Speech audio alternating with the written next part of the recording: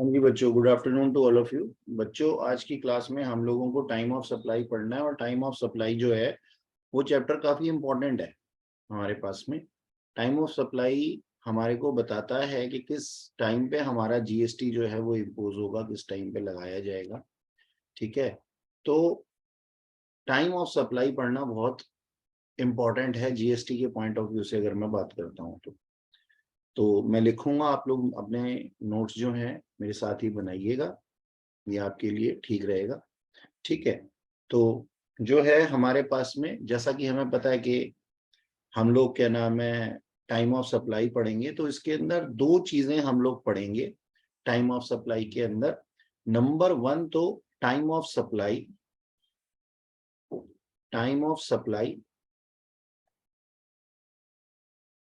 Of goods, और number two हम पढ़ेंगे time of supply of services. Time of supply of goods के लिए जो हमारे पास में सेक्शन है वो सेक्शन है सेक्शन 12, और सेक्शन 13 हमारे को बताता है time of supply of services. ठीक, तो सबसे पहले मैं बात करूंगा सेक्शन 12 की कि सेक्शन 12 क्या कहता है, तो आप बनाइएगा मेरे साथ में। ठीक है, टाइम ऑफ सप्लाई ऊपर हम लिखते हैं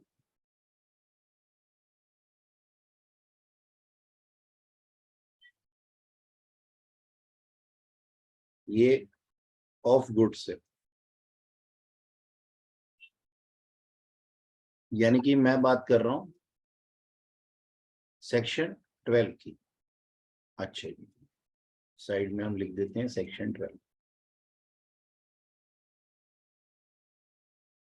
ओके सर, अब जैसा कि मैंने आप लोगों को पहले बताया था, एक बारी फिर से रिवाइज कराने के लिए मैं बता देता हूं थोड़ा सा कि हमारे पास फॉरवर्ड चार्ज और रिवर्स चार्ज दो चीजें होती है। कैसे काम करती हैं ये? मान लीजिए ये हैं हमारे सप्लायर भाई साहब जिनके की सीन नीचे की तरफ है, और ये हैं हमारे कस्टमर भाई साहब जिनके की सीन ऊपर की तरफ है। ठीक है, ये सप्लायर है और कस्टमर। कस्टमर जी जो हैं वो कंसीडरेशन देते हैं और गुड्स लेते हैं, तो इन्होंने गुड्स ट्रांसफर की कस्टमर को और बदले में कस्टमर ने इनको कंसीडरेशन दी प्लस जीएसटी दिया। ये तो है आम जिंदगी, यानी कि फॉरवर्ड चार्ज, इसको हम कहते हैं फॉरवर्ड चार्ज। ठीक, एक होती है हमारी मेंटोस जिंदगी, यानी कि रिवर्स चार्ज।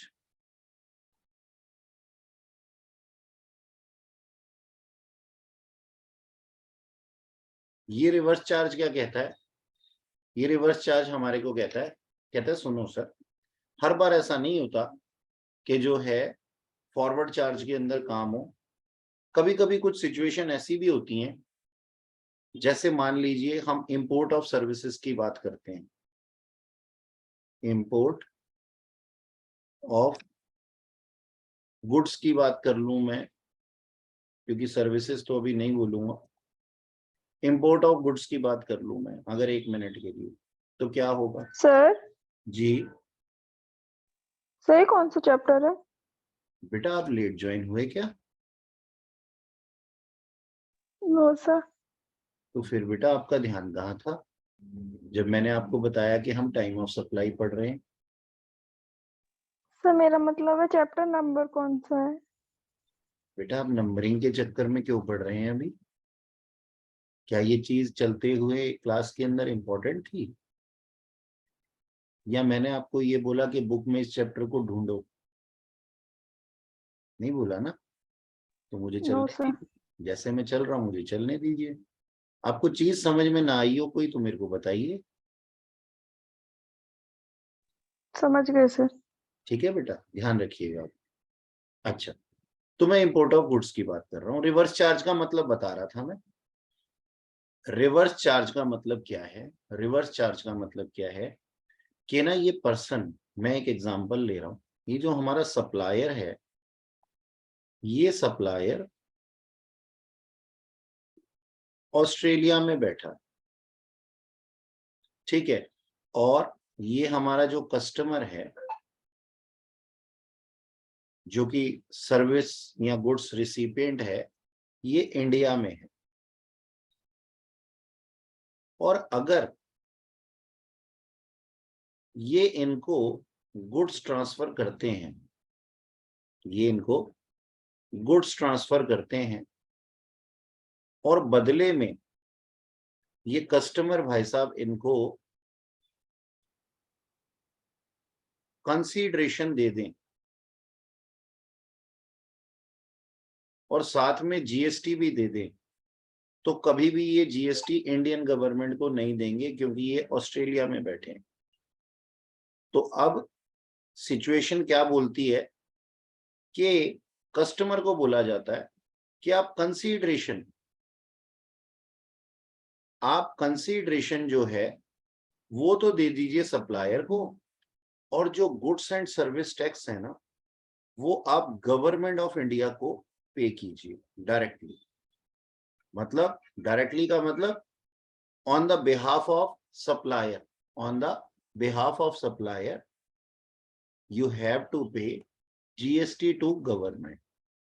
ठीक है, तो ये होती है हमारा रिवर्स चार्ज। बताओ मेरे को, फॉरवर्ड चार्ज और रिवर्स चार्ज में किसी को कोई दिक्कत है क्या? No sir. No sir.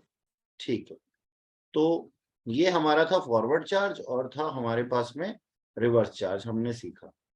अब सर टाइम ऑफ सप्लाई क्या कहती है? जी सर पीयूष जी बोलिए। जी सर, आपने बताया था कि जो ये जीएसटी का कॉन्सेप्ट है बाहर भी अप्लाई एप्लीकेबल होता है। हाँ सर, लेकिन क्या बाहर अगर एप्लीकेबल है तो बाहर बैठे हुए लोग जो हैं वो इंडियन गवर्नमेंट को देंगे?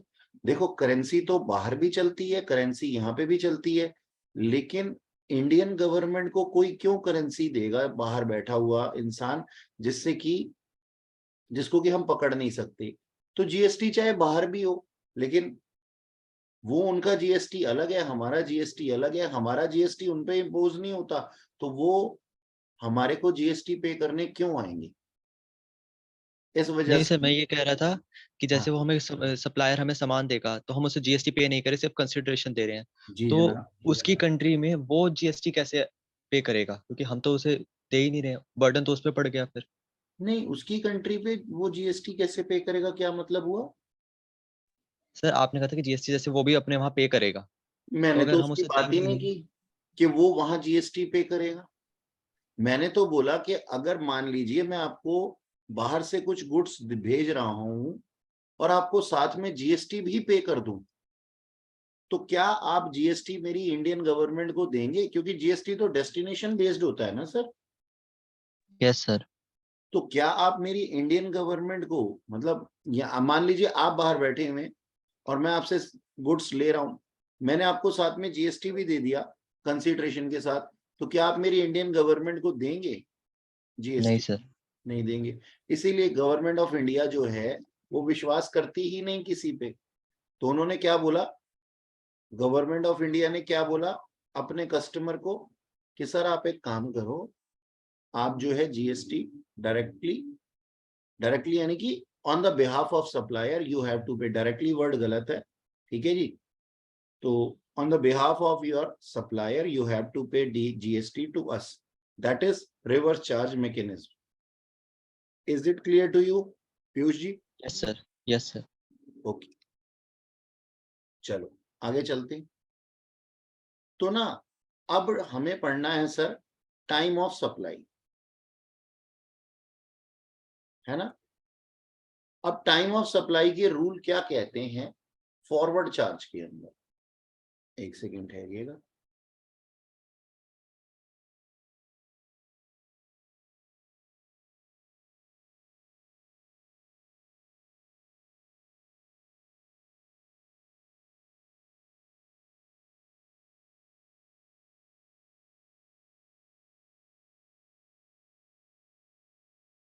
टाइम ऑफ सप्लाई के रूल क्या कहते हैं फॉरवर्ड चार्ज के अंदर?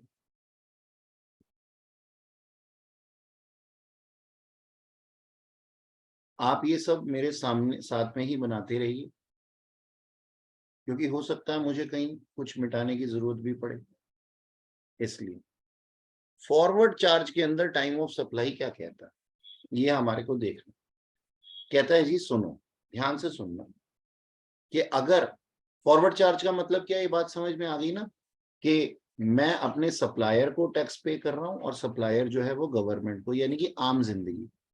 अब इस केस के अंदर क्या होगा, इस केस के अंदर हम बोलते हैं कुछ इस तरीके से, क्या बोलते हैं, हम ये कहते हैं सर कि अगर फॉरवर्ड चार्ज के अंदर हमारा जीएसटी जो है हमने सप्लायर को दे दिया है,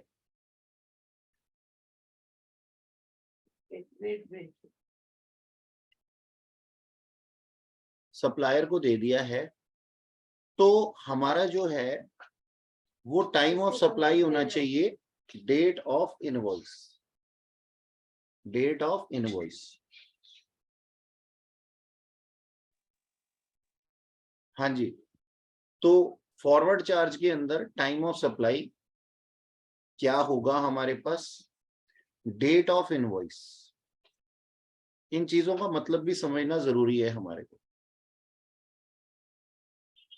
डेट ऑफ इनवॉइस, एक बात बताओ, ये सप्लायर था, मैं बार बार इमेज क्यों बनाता हूं, हाँ जी, ये हमारे पास में सप्लायर था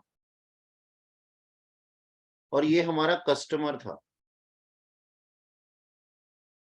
सप्लायर ने कस्टमर को जो है वो क्या दिया, कस्टमर ने सप्लायर को क्या दिया, कंसीडरेशन दिया,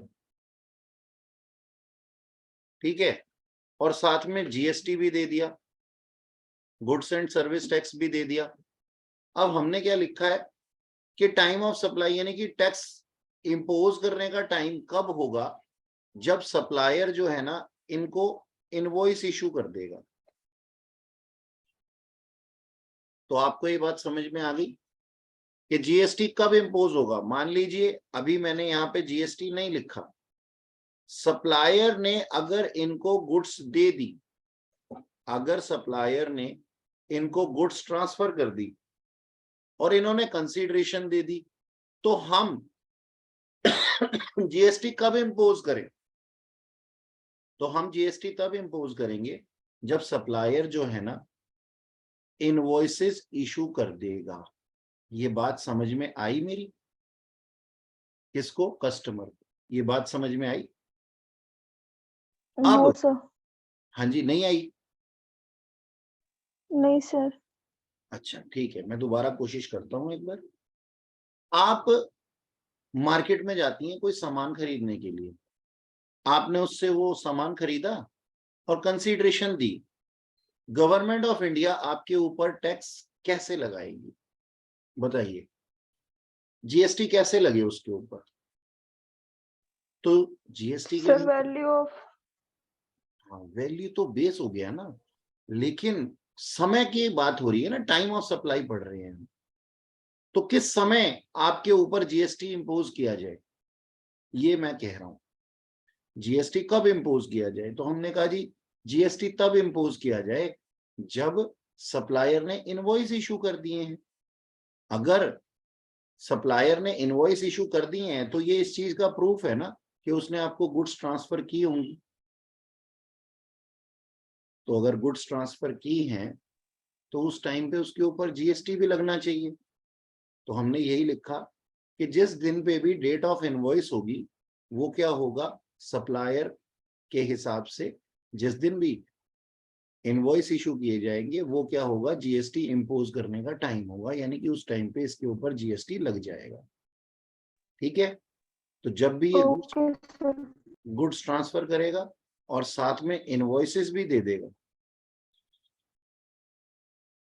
इनवॉइसेस इशू कर देगा कस्टमर को, और कस्टमर कंसीडरेशन पे करे या ना करे, इनवॉइसेस अगर इशू हो गए हैं तो उस टाइम पे जीएसटी लगना जो है वो तय है, ये बोला गया।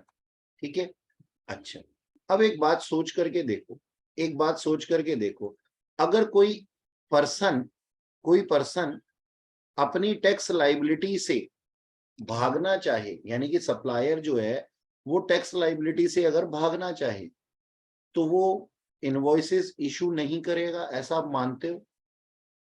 वो कहेगा सर क्या जरूरत है आपको, आपके साथ भी होता होगा कि सर आपको एक्स्ट्रा पैसे देने पड़ जाएंगे, क्योंकि उस कंसीडरेशन के अंदर जीएसटी भी होगा ना, आपको एक्स्ट्रा पैसे देने पड़ जाएंगे अगर आप बिल लेते हो तो बिल मत लो मुझसे।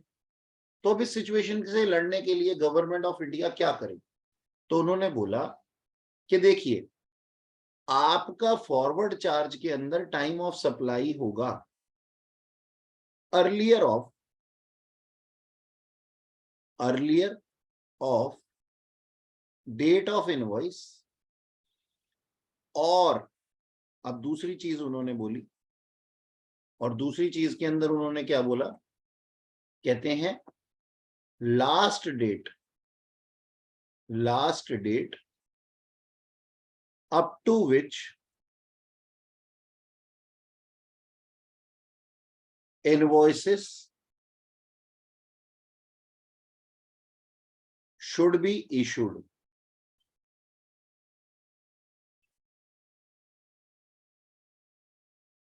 ठीक है ना? अच्छा, अब इस चीज को ना मैं थोड़ा तुम्हारे वे में समझाता हूं।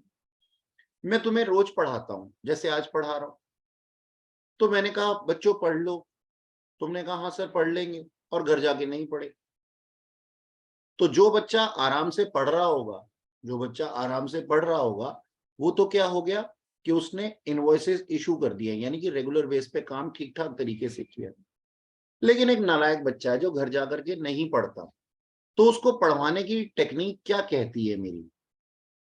कहते हैं एक काम करो सर, आप है ना टेस्ट रख दो, आप टेस्ट रख दोगे ना तो अपने आप ही पढ़ने लग जाएगी।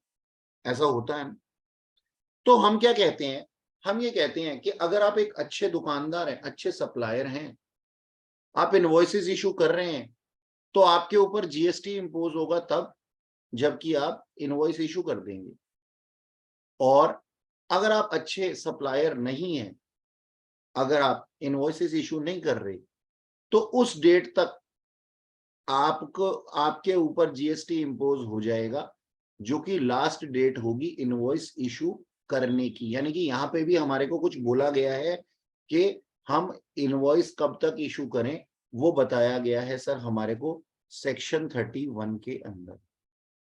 सेक्शन 31 क्या बोलता है? जबरदस्ती इनवॉइसेस इशू करवाए जाते हैं। ठीक है, तो वो कौन सी डेट है? मेरी वॉइस लैग कर रही है बच्चों? No sir. बेटा आपके इंटरनेट में थोड़ी प्रॉब्लम है रिया जी, मेरे यहाँ से सब कुछ बिल्कुल ठीक ठाक है। हाँ जी, अब आप बताइए मेरे को कि टाइम ऑफ सप्लाई ये पूरा का पूरा आपके सामने है, फॉरवर्ड चार्ज। तो हमारे सामने दो चीजें आ जाती हैं। क्या दो चीजें आ जाती हैं कि सर अगर आप अच्छे सप्लायर है और इनवॉइस इशू कर देते हैं, तो जिस टाइम पे आप इनवॉइस इशू कर रहे हैं उस टाइम पे हम आपके ऊपर जीएसटी लगा देंगे, यानी कि आपकी जीएसटी इंपोज आपके ऊपर कब हो जाएगा? जब आप इनवॉइस इशू कर रहे हैं। और अगर आप अच्छे सप्लायर नहीं है, अगर आप टैक्स बचाने के लिए इनवॉइसेस इशू नहीं करते, तो जो आपकी लास्ट डेट होगी इनवॉइस इशू करने की, वो आपकी जीएसटी इंपोज होने की लास्ट डेट मान ली जाएगी। अब ये हमें पढ़ना पड़ेगा कि कौन सी लास्ट डेट होगी इनवॉइस इशू करने की। ये बात आपको समझ में आई? जल्दी से बोलिए, मैं आगे तभी चलूंगा जब चीजें आपको समझ में आएंगी। Yes sir. Yes sir. तो अब जो है हमारी बारी है सेक्शन 31 पढ़ने की। सेक्शन 31 क्या कहता है, आओ पढ़ते हैं। थोड़ा सा नीचे आते हैं यहाँ पे, और हम ये कहते हैं कि किस किस सिचुएशन के अंदर जो है वो इनवॉइसेस कब कब इशू किए जाएं। तो वो हमारे को जो है ये सेक्शन 31 बताता है। अच्छा सर क्या बताता है? अब इसको अलग पेज पे बनाना, इसके अंदर मत बनाना, ठीक है, जहां पे आप बना रहे थे। तो लास्ट डेट मैं यहां लिखता हूं, last date on which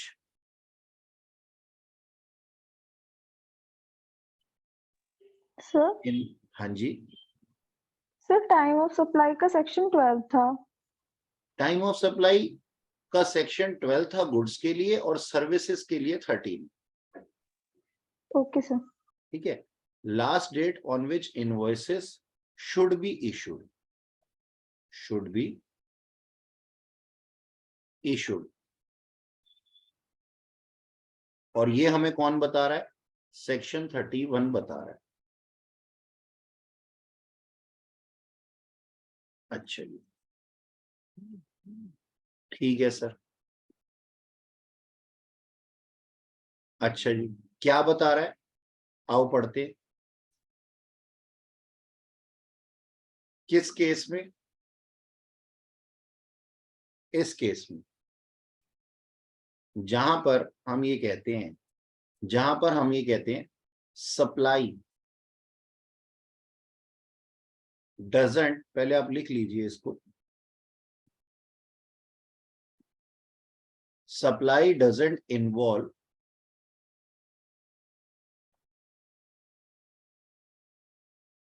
moment of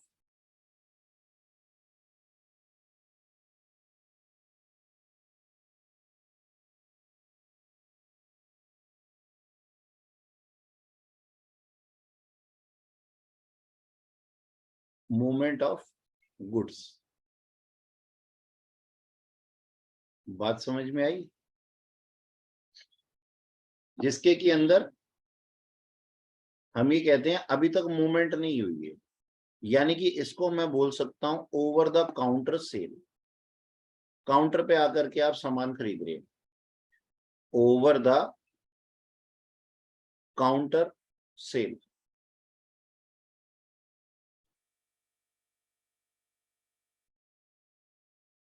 over the counter sale का मतलब समझ में आया, जैसे आप दुकानदार के पास जाकर के सामान खरीदते हैं, ठीक है सर, तो आपको इनवॉइसेस कब तक इशू कर देने चाहिए, बताना जरा, कोई अपने हिसाब से, आप गलत बोलें या सही बोलें, मुझे इससे कोई फर्क नहीं पड़ता। क्या लगता है, जब आप किसी के पास, दुकानदार के पास में जाके सामान ले लेते हो, तो वो कब तक आपको इनवॉइस इशू कर देता? सर उसी समय। उसी समय, बिल्कुल सही जवाब। तो क्या मैं लिख सकता हूं, at any time before delivery of goods.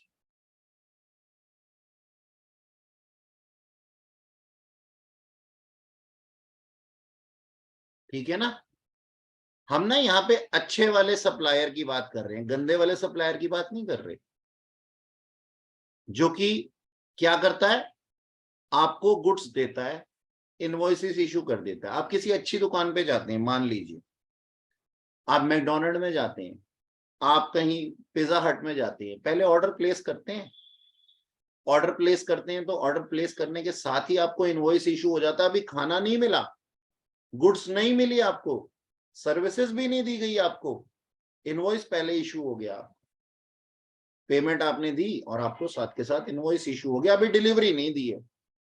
तो हमारा सेक्शन 31 क्या कहता है, कहता है सर अगर आप ओवर द काउंटर सेल कर रहे हो तो आपको कब तक इनवॉइस इशू कर देने चाहिए, जब तक आप इसकी डिलीवरी सामने वाले के हाथ में सुपुर्द ना कर।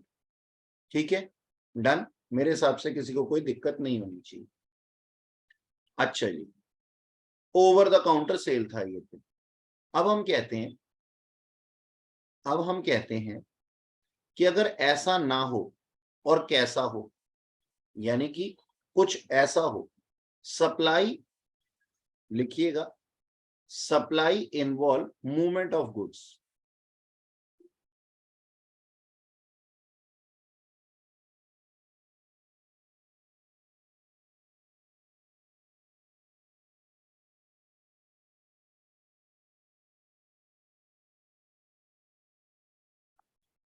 मूवमेंट ऑफ गुड्स हो रहा है, इसका मतलब क्या हुआ, आप घर बैठे हुए हैं, ठीक है ना।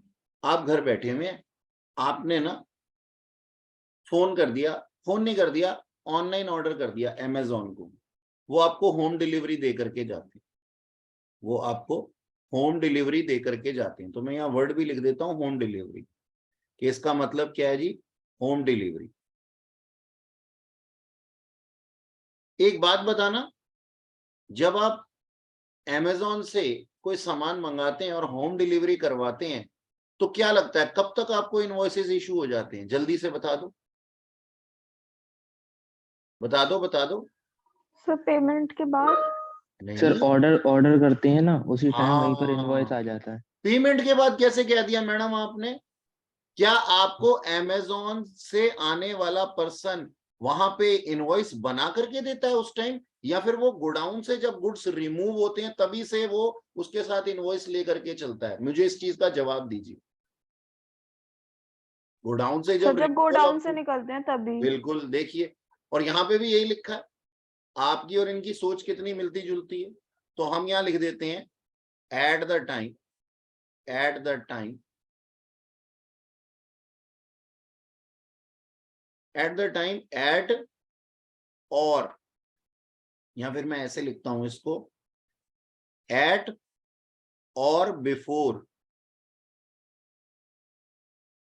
The time of removal of goods.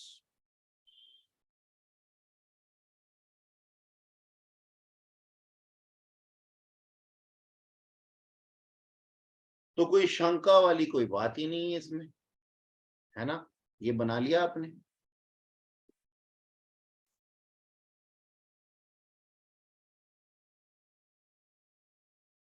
बना लिया जी, बना लिया।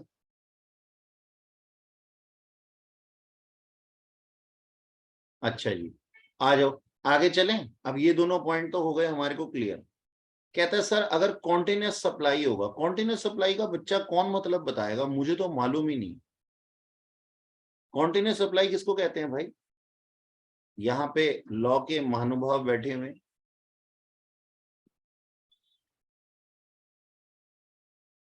हैं जी। कॉन्टिन्यूस सप्लाई ऑफ गुड्स का एग्जांपल दे दो मुझे। नहीं पता, बहुत गंदे बच्चे। ये मतलब एक तरीके से ये होता है, मतलब सर आज एग्रीमेंट कर लिया और हाँ, मैंने डिसाइड कर लिया कि हर महीने आपको सप्लाई दे दूंगा फिक्स। बस बहुत बढ़िया। बताओ अब इसमें क्या, इनको कोई डांट भी नहीं पड़ी, इनको कोई अवार्ड भी नहीं मिला, लेकिन इन्होंने अपनी बात कह दी और मैं खुश हो गया इस बात से, है ना। तो इसमें क्या दिक्कत है?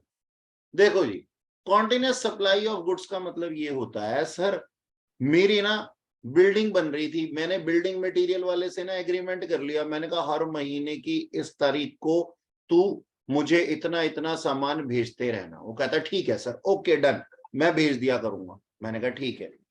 तो अब ऐसी सिचुएशन में तुम्हारा दिमाग क्या कहता है? पहले तो इसको ना लिख लेते हैं कॉन्टिन्यूस सप्लाई का।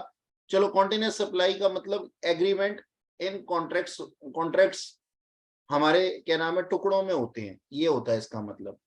ठीक, ओके। अच्छा, अब इसका बताओ कब होना चाहिए? सर एग्रीमेंट के टाइम। एग्रीमेंट के टाइम। और लोग बोलो। जब सारी सप्लाईज हो जाए उसके बाद। जब सारी सप्लाई हो जाए उसके बाद। सर जब ऑर्डर डिस्पैच हो ना, जितना जितना हो उससे पहले। हाँ, ये देखो अपना 3 जवाब आए हैं मेरे पास में, और हम ना यहाँ पे ना मजे से पढ़ रहे हैं। मेरे पास है ना एक जवाब आया है, मैं ना थोपूंगा नहीं इसको चीजों को कि लॉ है ऐसा तो तुम क्या नाम है याद कर लो। एक ने बोला सर एग्रीमेंट के टाइम पे। बेटा एक बात बताओ, एग्रीमेंट के टाइम पे तो सिर्फ कॉन्ट्रैक्ट हुआ था, क्या नाम है, कोई ना गुड सप्लाई हुई थी ना कोई पेमेंट आई थी, तो एग्रीमेंट को तो हम कैंसिल कर देते हैं। नंबर 2, मेरे को जवाब मिला क्या कि sir at the end of all contracts, यानी कि लास्ट में। अच्छा ठीक है, चलो मैं लास्ट को मान भी लेता हूं। तो फरवरी, मार्च, अप्रैल, मई, जून, ऐसे हर महीने चलता जा रहा है, और हर महीने के हिसाब से मान लो ये कॉन्ट्रैक्ट मेरा 5 सालों का है, तो जीएसटी तो भाई साहब गवर्नमेंट को कब मिलेगा? 5 सालों बाद,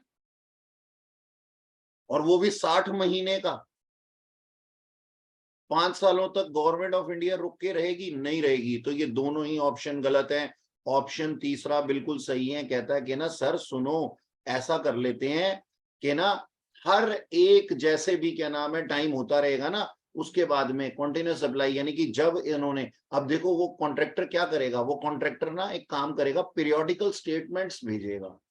पीरियोडिकल स्टेटमेंट का मतलब क्या है? पीरियोडिकल स्टेटमेंट का मतलब है सर कि उसने 1 महीना का सामान मेरे को भेजा, अभी पूरा का पूरा बिल्डिंग मटेरियल नहीं भेज दिया उसने, लेकिन कुछ समय बाद वो दूसरा भेजेगा, उससे पहले उसने जो आज भेजा उसकी पीरियोडिकल स्टेटमेंट भेज देगा कि इतने का सामान है सर। यानी कि अगर आपने 1 लाख रुपए का सामान खरीदना था तो 10,000 रुपए का सामान आपके पास आ चुका है, that is known as periodical statement. तो मैं यहाँ पे लिखता हूं कि ये कब तक इसको इनवॉइसेस इशू कर देनी चाहिए? एट और बिफोर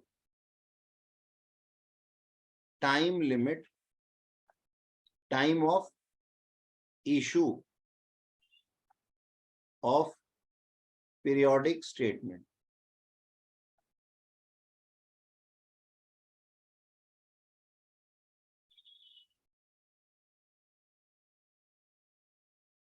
ठीक है जी, ओके। अच्छा, अब कभी कभी और ना, या तो हम ना एक बात कह देते हैं कि या तो ये पीरियोडिक स्टेटमेंट जब भेज दे, और या फिर हम क्या कहते हैं, और पेमेंट, पीरियोडिक पेमेंट,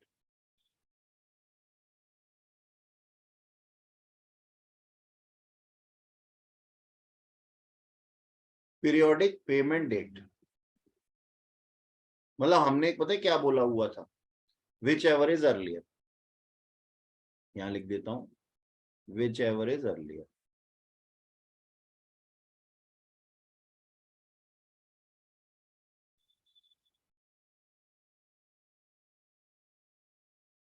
अब इसका ना एक एग्जांपल ले लेते हैं। कहता है उसको इनवॉइस कब इशू कर देने चाहिए थे। हम पढ़ क्या रहे हैं कि उसको इनवॉइसेस कब तक इशू कर देने चाहिए थे। तो सुनो, कहता है पीरियोडिक स्टेटमेंट आपको हर महीने की 1 तारीख को आ जाएगी, और 3 तारीख से पहले पहले जो है ना पेमेंट कर देना, 3 तारीख तक पेमेंट कर देना। तो 1 या 3, विच एवर इज अर्लियर। ठीक है। अब दूसरे सीन में हम क्या कहते हैं? कहते हैं सर सुनो, आप है ना 1 तारीख को मैं आपको पीरियोडिकल स्टेटमेंट भेज दूंगा, आप 3 तारीख तक, आप 1 तारीख को ही मेरे को पेमेंट कर देना। तो 1 और 1। और तीसरे केस में कहता है जी मैं आपको पीरियोडिक स्टेटमेंट तो भेजूंगा 2 तारीख को, लेकिन आपको पेमेंट एडवांस में करनी पड़ेगी 1 तारीख को। तो दोनों में से अर्लियर कौन सा है जी? 1 तारीख। समझ में आई? Yes sir. अच्छा जी, लिख लिया आप लोगों ने? यस। अच्छा जी। अब एक और कहानी होती है, अगर तुमने सुनी हो, अकाउंट्स के अंदर पक्का सुनी होगी, गुड्स ऑन अप्रूवल बेसिस। सुनिए।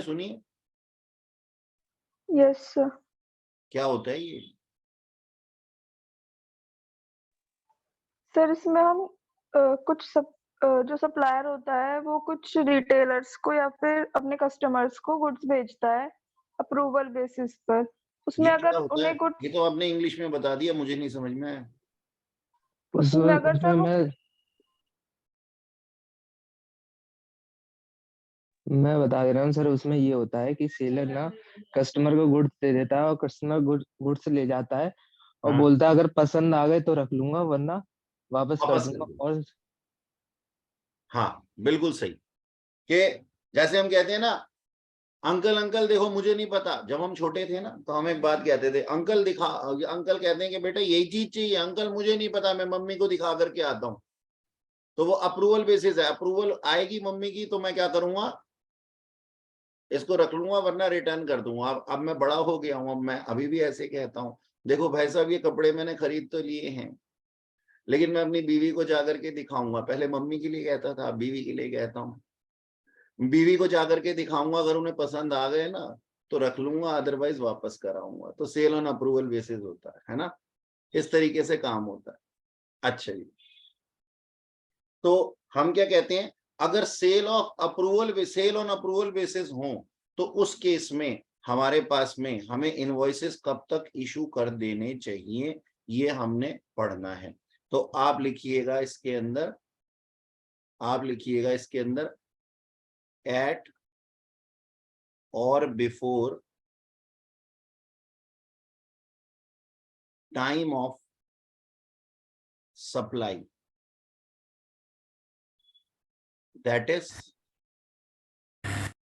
that means date of approval,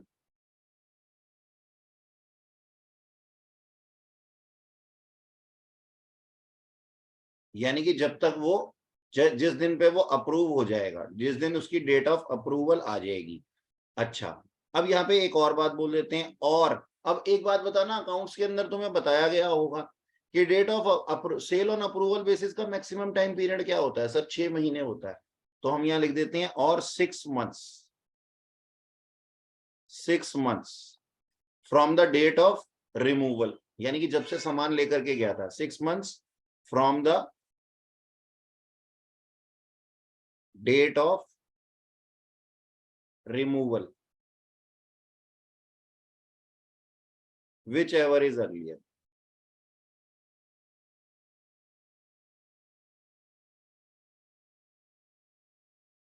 बात समझ में आई? देखो मैं समझाता हूं।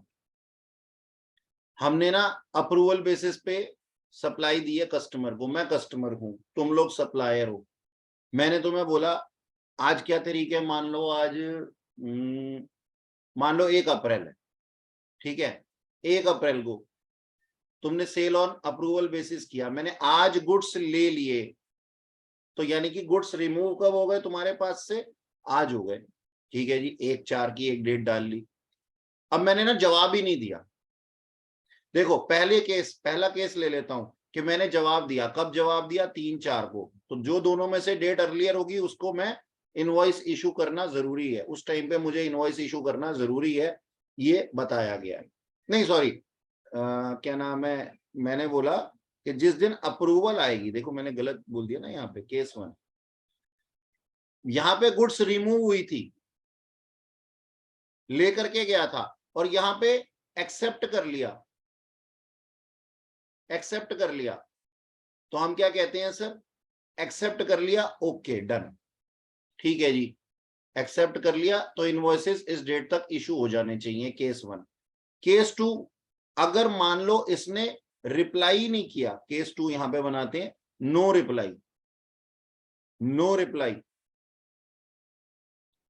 अच्छा, तो नो रिप्लाई हमने इसका क्या नाम है, 6 महीने तक वेट करना है। 6 महीने बाद अप्रैल 4 के बाद, 1 अप्रैल के बाद में 6 महीने बाद क्या आएगा, जल्दी से बता दो? 1 अक्टूबर। 1 अक्टूबर। तो हम क्या कहेंगे? 1 अक्टूबर और 1/4, whichever is earlier is the date for invoices, date of issuance of invoices. बात समझ में आई कि अगर केस ये हो तो हमें इस तरीके से करना चाहिए। अच्छा जी,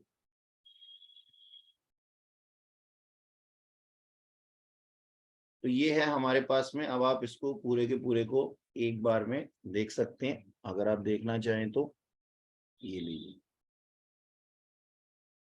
इसको,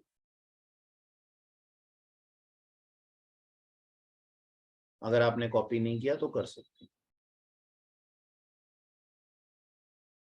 और जो बच्चा बाद में रिकॉर्डिंग देख रहा है, सर ये है ना कंटिन्यूअस सप्लाई वाला, हाँ इसका जी, एक बार एग्जांपल और बता दिए। जो नीचे है ना एट और before time of issue of periodic statement, ये हाँ जी, एक बार एग्जांपल दे दिए इसका। हाँ मैं दे देता हूँ। देखो मैंने क्या बोला, कॉन्टिन्यूस सप्लाई हो रहा था। अब कॉन्टिन्यूस सप्लाई के अंदर ना क्या किया, मेरे साथ एग्रीमेंट हुआ तुम्हारा, मैं तुम्हारे को सप्लाई ऑफ गुड्स दे रहा हूँ, ठीक है। अब मैंने तुम्हारे को पीरियोडिक स्टेटमेंट दी हर महीने की 1 तारीख को, मतलब मान लो मैंने 1/5 को तुम्हें 1/4 से लेकर के 30/4 तक जो सामान सप्लाई किया ना, उसकी स्टेटमेंट कब दे दी? 1/5 को, ठीक है।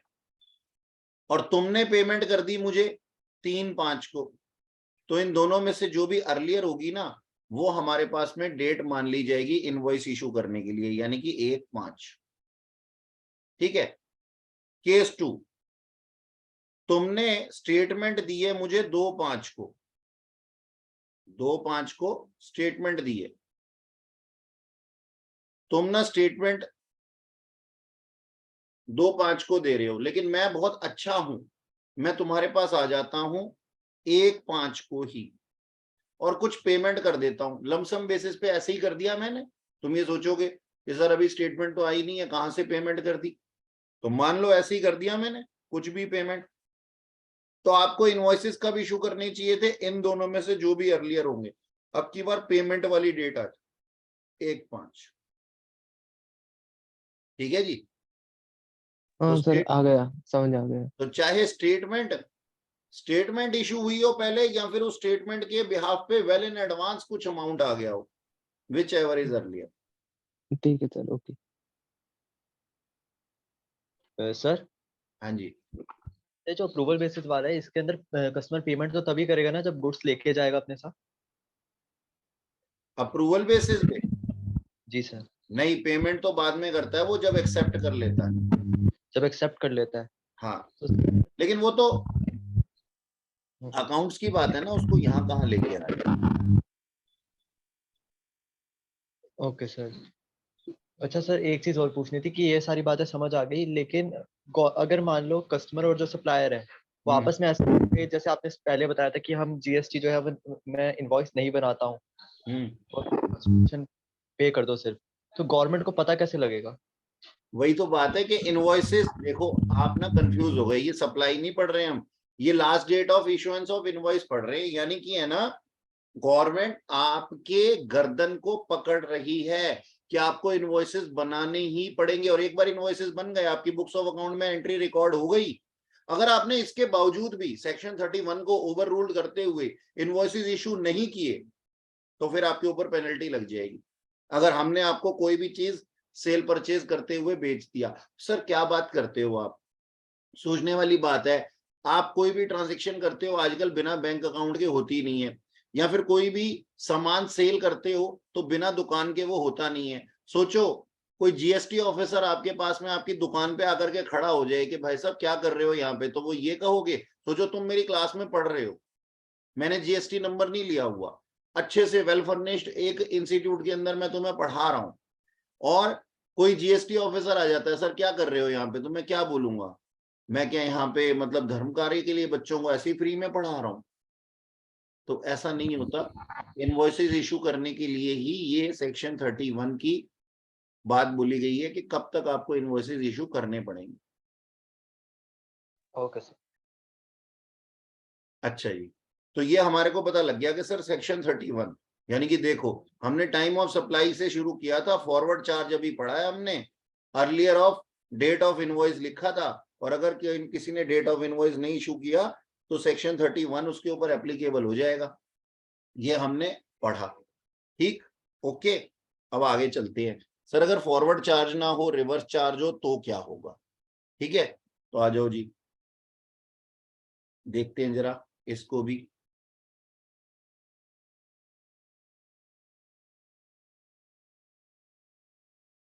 इसको यहां से जरा हटा दिया जाए।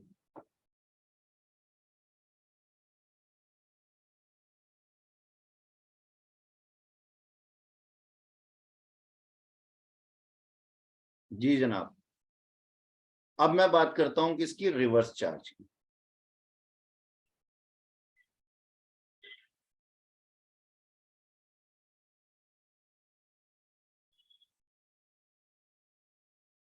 रिवर्स चार्ज का मतलब आप लोगों को मैंने पहले ही समझा दिया था। ठीक है, तो रिवर्स चार्ज के अंदर अब क्या क्या चीजें आएंगी ये हमने देखना। तो देखो, हम ये कहते हैं कि if it is the case of reverse charge, then earlier of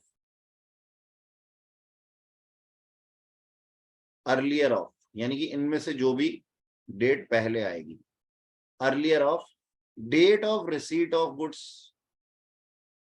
date of receipt of goods, अब किसके पॉइंट ऑफ व्यू से सोच रहे हैं हम? रेसिपिएंट। रेसिपिएंट के हिसाब से सोच रहे हैं। क्यों सोच रहे हैं? क्योंकि सर ये केस किसका है? ये केस तो रिवर्स चार्ज का है, जहां पे रेसिपिएंट ने टैक्स देना है डायरेक्ट गवर्नमेंट को। तो हमने ना रिसिप्ट ऑफ गुड्स बोला, ठीक है, और या फिर हमने क्या बोला? Date of payment to supplier, date of payment to supplier.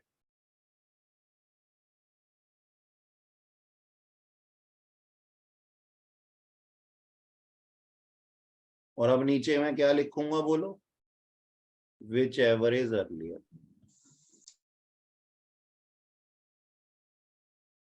अब देखो हमने क्या पढ़ना है, यहां हम क्या पढ़ रहे हैं? हम पढ़ रहे हैं जी कि if you are supplying goods और receiving goods under reverse charge mechanism, that is a situation where customer is liable to pay tax, that is GST, to government of India on the behalf of supplier। ठीक है ना? तो ये indirect tax का ही part है, क्योंकि वो अपने बिहाफ पे नहीं, वो सप्लायर के बिहाफ पे ही पे कर रहा है। ओके सर, केस तो ये है। कहते हैं जिस दिन भी उसने चीजें ले ली होंगी, प्राप्त कर ली होंगी, उस दिन उसको उसका टाइम ऑफ सप्लाई मान लिया जाएगा, यानी कि उस दिन उसके ऊपर जीएसटी इंपोज हो जाएगा। या फिर अभी उसने चीजें रिसीव नहीं की, पेमेंट एडवांस में कर दी है, तो कहता है जिस दिन आपने पेमेंट की थी किसको? सप्लायर को, उस दिन पे ही तुम्हें पेमेंट कर देनी चाहिए थी। किसको? गवर्नमेंट ऑफ इंडिया को टैक्स की। वो आपका टाइम ऑफ सप्लाई। ये बात समझ में आई? हम क्या कह रहे हैं? जब तू कंसीडरेशन दे सकता है तो तुझे टैक्स भी साथ में ही देना चाहिए था। टाइम ऑफ सप्लाई ये कहता है रिवर्स चार्ज मैकेनिज्म के अंदर। ये बात समझ में आई आप लोगों को? बोलो बोलो। सर एक बार और बता दो बस। मैं बताता हूं, ये देखो। पहले तो सिचुएशन ये है कुछ इस तरीके की। मैंने ना अभी इसको आधा ही लिखा है, तो यहाँ जो लिखूंगा ना उसको मिटा दूंगा मैं, अभी यहाँ से रब कर दूंगा, ठीक है? हाँ, मैंने ये बोला कि ना, ये ना मैंने एक एग्जांपल लिया था ना, ये ऑस्ट्रेलिया में बैठे हुए हैं और ये हमारे सप्लायर भाई साहब, और ये हमारे इंडिया में बैठे हुए कस्टमर भाई साहब हैं।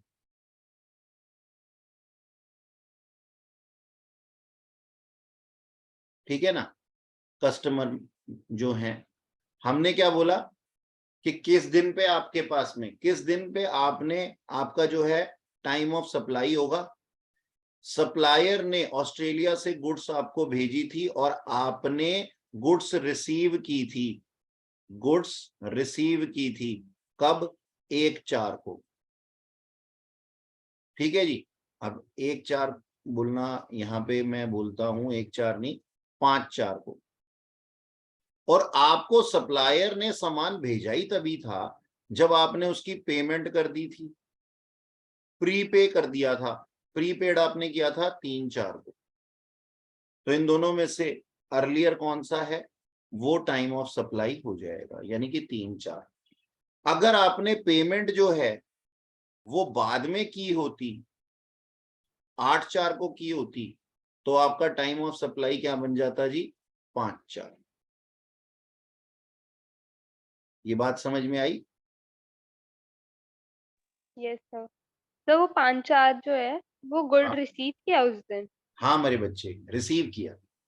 ओके। क्योंकि हम सप्लायर को तो पकड़ नहीं सकते है ना, हम तो इंडिया में बैठे यस हुए सर। बंदे को पकड़ सकते हैं, इसलिए हम उसी के हिसाब से सोच रहे हैं। अच्छा, अभी है ना, ये पूरा नहीं हुआ था जो मैंने ऊपर लिखा था, देखो जरा ध्यान से। अब इसके अंदर भी थोड़ा। सर हाँ बच्चे। सर फिर यहाँ पर तो जैसे गुड्स के बारे में बात हुई, अगर सर्विस होती तो? मेरे बच्चे, सर्विस के लिए सेक्शन 13 जब पढ़ाऊंगा तब समझ में आएगा आपको। आपको पेशेंस बना ओके के सर। रखनी पड़ेगी उसके लिए। अभी तो मैं सेक्शन 12 बता रहा हूँ। ये देखो ऊपर मैंने लिखा भी है, time of supply of goods. अच्छा, यहाँ लिखना भूल गया शायद मैं, ऑफ गुड्स सेक्शन 12। ये जब मैंने ऊपर शुरू किया था ना तब लिखा था शायद, हाँ ये लिखा था मैंने यहाँ पे। अच्छा जी, अच्छा, तो हमने क्या बोला, डेट ऑफ रिसिप्ट और date of payment to supplier whichever is earlier. अच्छा, अब मान लो एक बात सोच करके, एक ऐसी सिचुएशन हो, ये विच एवर इज अर्लियर को भी नीचे आता है, ये तो अच्छे वाली बात हो गई ना, तो अच्छे लोगों वाली बात हो गई। अगर आप अच्छे लोग नहीं हैं, आप दिखाते ही नहीं है, बताते ही नहीं है कि कब रिसिप्ट हुई और कब पेमेंट हुई, चुपचाप आपने पेमेंट कर दी या रिसिप्ट, तो हमने क्या बोला आपको, यहां पे हम बोलते हैं और। सर यहां पे भी और है? हाँ बिल्कुल है। और क्या है? Date following date following 30 days. कितने दिन? 30 दिन, 30 डेज फ्रॉम इनवॉइस डेट।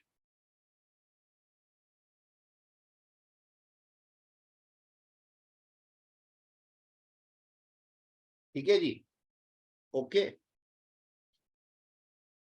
ये 30 दिनों के अंदर अंदर, जिसमें कि आपने सर्विसेज ली हैं और इनवॉइस जो है बनाए होंगे अपने पास, सर्विसेज मुंह से निकल गया, गुड्स रिसीव की हैं और उसके इनवॉइस बनाए हैं, उसके 30 दिनों के अंदर अंदर जो है आपका टाइम ऑफ सप्लाई मान लिया जाएगा। अब हम कह सकते हैं विच एवर इज अर्लियर। ये 3 चीजें हैं यहाँ, ये 3 चीजें हैं, या तो आप गुड्स प्राप्त कर लें या फिर पेमेंट पे कर दें, जो दोनों में से पहले होगा। और अगर आपने गुड्स भी रिसीव कर ली हैं, पेमेंट भी पे कर दी है और आपने फिर भी इसकी कंसीलमेंट करके रखी हुई है, तो हम क्या कहते हैं, इनवॉइसेस बनाने के लिए तो हमने आपको बोल ही दिया है।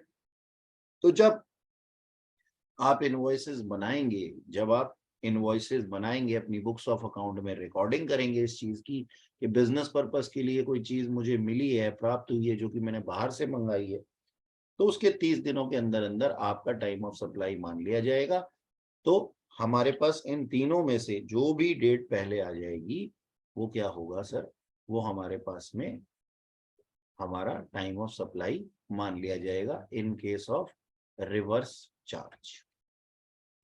बोलो सर सर जैसे कि वो जीएसटी का बिल बना के भेजेगा सप्लायर जो बाहर बैठा है, तो वो क्यों जिससे जीएसटी वो का बिल बना के भेजेगा भाई साहब? बाहर बैठा हुआ इंसान जीएसटी कैसे लगा देगा हमारे पे? और वो अगर बना क्योंकि वो करके भेजे भी तो उसके जीएसटी के बिल के हिसाब से हम थोड़ी ना पेमेंट करेंगे। बिल वो नहीं बना रहा, बिल हम बना रहे हैं, क्योंकि हम रिसीव कर रहे हैं। यहाँ पे उल्टा हो रहा है। मैं आपको समझाता अच्छा हूँ एक एग्जाम्पल से, मुझे ठीक समझ है। में आ गया। जो तुमने गड़बड़ घोटाला समझा है ना अपने दिमाग में, आओ उसको ठीक कर दूं एक बार। ये देखो, कोई चीज मान लो ऑस्ट्रेलिया से मैंने मंगाई, इंडिया में मैं था, अब 3 डेट्स हैं, मैंने गुड्स रिसीव की कब? मान लो 2 मई को, मैंने इसकी पेमेंट कर दी 5 मई को। अब ना मेरे को क्या करना पड़ता है, कोई भी चीज जब मैं आगे, अब ऑस्ट्रेलिया से सामान मंगाया तो बिजनेस पर्पस के लिए मंगाया होगा ना सर, अब आगे सेल तो करूंगा ना। जब इसको आगे करने के लिए, सेल करने के लिए, बेचने के लिए, सेल करने के लिए इसकी बुक्स ऑफ अकाउंट में तो एंट्री करूंगा ना, तो मेरे को इनवॉइसेस बनाने पड़ेंगे अपने लिए कि मैंने परचेज बुक जिसे आप कहते हो, भूल गए क्या? क्लास 11th में पढ़ा था। हाँ सर समझ गया अब। तो उसके लिए वो आपको, आईटीसी क्लेम करने के लिए करेगा वो। हाँ आईटीसी तो खैर क्या, लेकिन जो मैं कह रहा हूं कि इसकी एंट्री करोगे आप, इनवॉइसेस बनाओगे। अब मान लो आपके अकाउंटेंट ने इसके इनवॉइसेस जो बनाए थे वो 3-5 को बनाए थे, 2 को आया, 3 को इसको आपने बुक्स में एंटर किया और 5 को इसकी पेमेंट कर दी, तो विच एवर इज अर्लियर क्या हो गया सर? 2-5। ठीक है ना, क्योंकि ये ठीक है रिवर्स सर। चार्ज का केस था। यहां हम सप्लायर के ऊपर बाउंड नहीं रह सकते, सप्लायर को हमने देखना ही नहीं है ना यहाँ पे, क्योंकि ये रिवर्स चार्ज का केस है। चलें आगे। हाँ ठीक है हो गया। अच्छा, अब एक काम करता हूँ, थोड़ा सा इसको साइड में किया जाए, छोटा छोटा।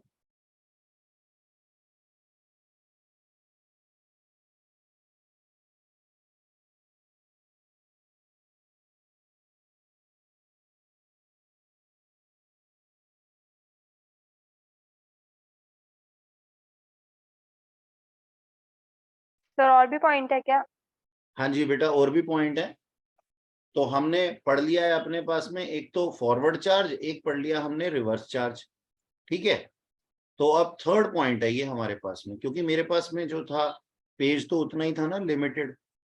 अब आप हाँ, कहोगे मेरे सर में भी उतना ही है। अब तुम्हारे में भी उतना ही है, तो क्या किया जाए अब, थोड़ा सा सब इसको पहले बताते आप तो लैंडस्केप में। मैनेज कर हाँ, ये लेते। भी हमारी ही गलती है। कैसे कैसे लोग हैं, कितने प्रतिभाशाली लोग हैं। कनेक्टर बना लो नालायक। देखो, सुनो और समझो। अगला है वाउचर्स का केस। वाउचर्स देखे हैं तुमने? Yes sir. क्या होते हैं वाउचर्स? मुझे पता नहीं है, जरा बताओ, थोड़ा मेरी भी ज्ञान वृद्धि हो। बोलो। सर एक वाउचर दिया जाता है कि आप आर्टिकल्स को देते हो। पर्टिकुलर अमाउंट की शॉपिंग कर सकते हो कहीं से। अच्छा, बिल्कुल सही। तो वाउचर्स जो होते हैं ना भाई साहब, हमारे पास दो तरीके के होते हैं।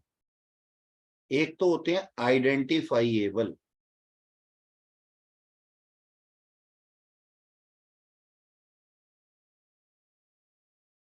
आइडेंटिफाइएबल और एक होते हैं नॉन आइडेंटिफाइएबल। अब इसका क्या मतलब हुआ?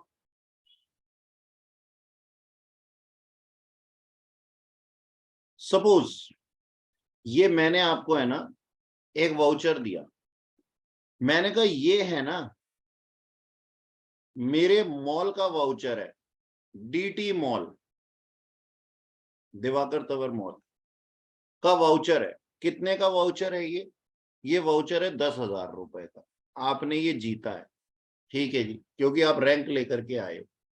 तो मैंने कहा मेरा ना एक डीटी मॉल है, मेरे डीटी मॉल में ना बहुत सारी दुकानें हैं, ये देखो बहुत सारी दुकानें, और किसी में भी घुस जाना और ये 10,000 रुपए की शॉपिंग आप किसी भी दुकान से, इससे इससे उससे किससे किसी से भी कर सकते हो।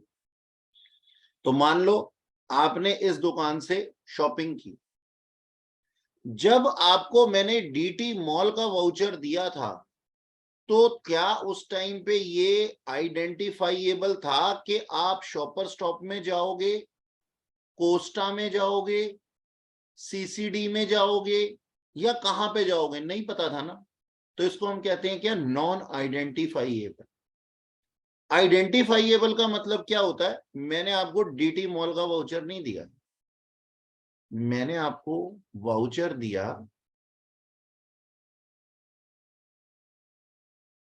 सीसीटी का। सीसीटी होता है, सीडीटी क्या क्या होता है वो जो कॉफी शॉप होती है, मैं तो नाम भी भूल गया, कंफ्यूज हो जाता हूँ। स्टारबक्स नाम होता है उसका। स्टारबक्स नहीं होता, एक सीसीडी भी होता है शायद। हाँ, कैफे कॉफी डे, हाँ ये इसका फुल वो था। तो सीसीडी ये आइडेंटिफाइएबल है। अब सोचो, सीसीडी का वाउचर आप चलाना चाह रहे हो शॉपर स्टॉप पे, तो क्या वो चल जाएगा? नहीं चल नो सकता। सर। तो वो आइडेंटिफाइएबल और नॉन आइडेंटिफाइएबल, ये बात समझ में आई आप लोगों को? कि जब उसके ऊपर लिखा हुआ होता है तो वो आइडेंटिफाइएबल होता है, और जब नहीं लिखा होता तो वो नॉन आइडेंटिफाइएबल होता है। हाँ सर, हमें समझ में आ गया। अगर ये आइडेंटिफाइएबल है हमारा वाउचर, तो टाइम ऑफ सप्लाई होगा date of issue. Date of issue of voucher. Time of supply क्या होगा जी? Date of issue of voucher, जब भी आपको वाउचर इशू किया गया होगा। अगर ये नॉन आइडेंटिफाइएबल होगा तो इसका टाइम ऑफ सप्लाई क्या होगा? Date of redemption. Date of redemption का मतलब समझे? जब आप जा करके खरीदारी करोगे, यानी कि दोनों ही केसेस में टाइम ऑफ सप्लाई पता है कब हो रहा है, जब ये आइडेंटिफाई हो गया। ये तो पहले से ही आइडेंटिफाइएबल था और ये रिडम्पशन के टाइम पे आइडेंटिफाइएबल हो गया ना कि आप कहां जाकर के इसको खर्च रहे हैं, रिडीम कहां कर रहे हैं। क्या आप मेरी बात समझ पाए हैं? क्या मैं आपको सर अपनी नॉन आइडेंटिफिएबल का एक एग्जांपल दे दीजिए। हाँ बिल्कुल, मैंने आपको एग्जांपल दे दिया। ये लो, ये मेरा मॉल था और इसमें 4 थे, ये शॉपर स्टॉप था, ठीक है जी, ये सीसीडी था, ये नाइकी का शोरूम था, और ये कुछ और लगा लो, मोमोज वाला था कोई नकली सा। अच्छा, तो मैंने ना तुम्हारे को डीटी मॉल का वाउचर दिया, मैंने कहा ये लो 10,000 रुपए का वाउचर है, ये कहीं पे भी जाके खर्च देना इसको। अब जब मैंने इशू किया, मैंने इसको इशू किया तुम्हारे को 5 मई को, ठीक है जी, 5 मई को मैंने इसको इशू किया, लेकिन तब तक ये नॉन आइडेंटिफाइएबल था ना कि तुम कहां जाकर के इसको रिडीम करोगे। तुम गए 5 मई को और तुमने रिडीम किया इसको कब? 5 मई को रिडीम किया सीसीडी में, कॉफी पियाए तुम 10,000 रुपए की अपने दोस्तों के साथ बैठ करके, ठीक है जी। तो ये अनआइडेंटिफाइएबल था ना, नॉन आइडेंटिफाइएबल था ना। तो इनमें से जो भी उनका नाम है डेट, मतलब यहाँ पे जब इशू किया था तब इशू के टाइम पे ये नॉन आइडेंटिफाइएबल था, लेकिन जब रिडीम हो गया ना तो ये आइडेंटिफाइएबल हो गया। तो तुम्हारा टाइम ऑफ सप्लाई क्या माना जाएगा? 8/5 माना जाएगा, ठीक है जी। बात समझ में आई? Yes sir. Yes sir. Okay, चलो।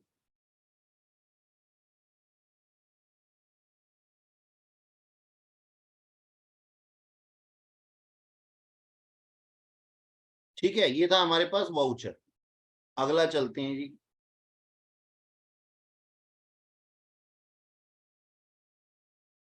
टाइम ऑफ सप्लाई क्या होगा इन केस ऑफ इंटरेस्ट या फिर लेट फी या फिर penalty.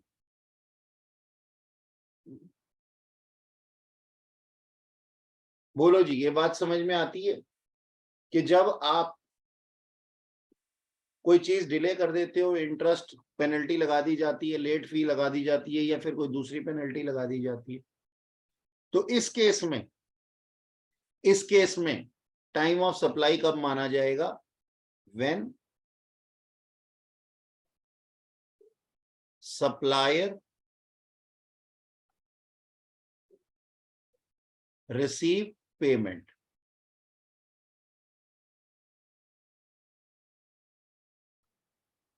such payment।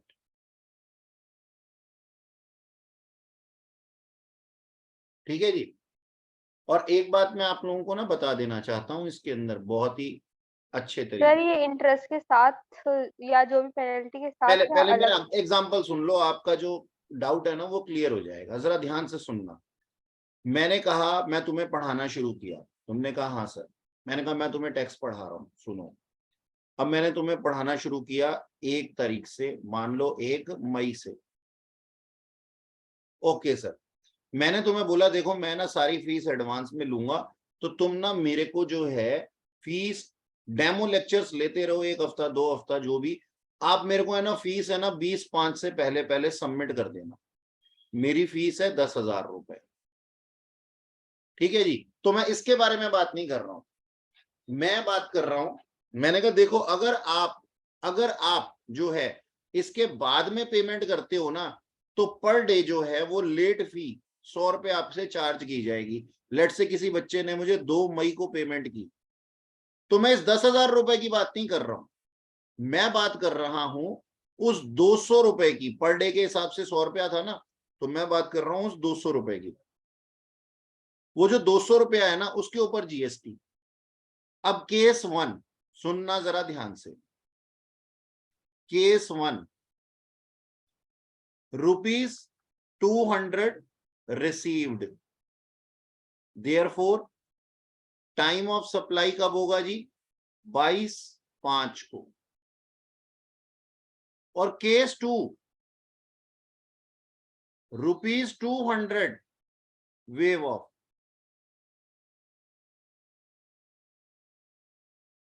Therefore no time of supply. मान लो तुम मेरे सामने गिड़गिड़ाने लग गए, अरे सर छोड़ो ना, 200 रुपए क्यों ले रहे हो हमसे, छोड़ो, रहने दो, गलती हो गई, माफ कर दो, अब आगे से ध्यान रखेंगे। और मैंने उसको वेव ऑफ कर दिया। मैंने कहा अच्छा चलो ठीक है, नहीं लेता मैं तुमसे 200 रुपए। तो जब बेस ही नहीं लिया तो टैक्स कैसे लूंगा? अच्छा, अब केस 1 में समझना मेरी बात को। तुमने मुझे 200 ही रुपए दिए। अब मैं ये थोड़ी ना तुम्हें कह सकता हूँ सुनो 200 रुपए तो दे रहे हो, साथ में जीएसटी भी देना।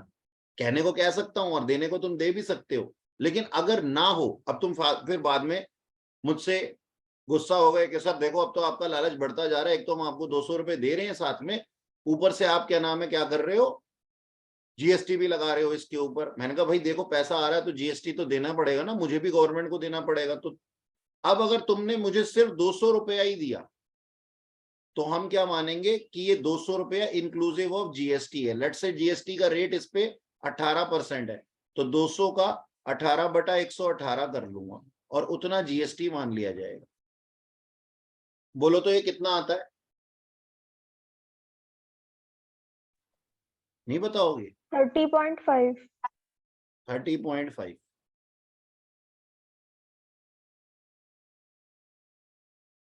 यानी कि मेरी कंसीडरेशन जो मान ली जाएगी वो 30 रुपए 50 पैसे को काट करके मानी जाएगी।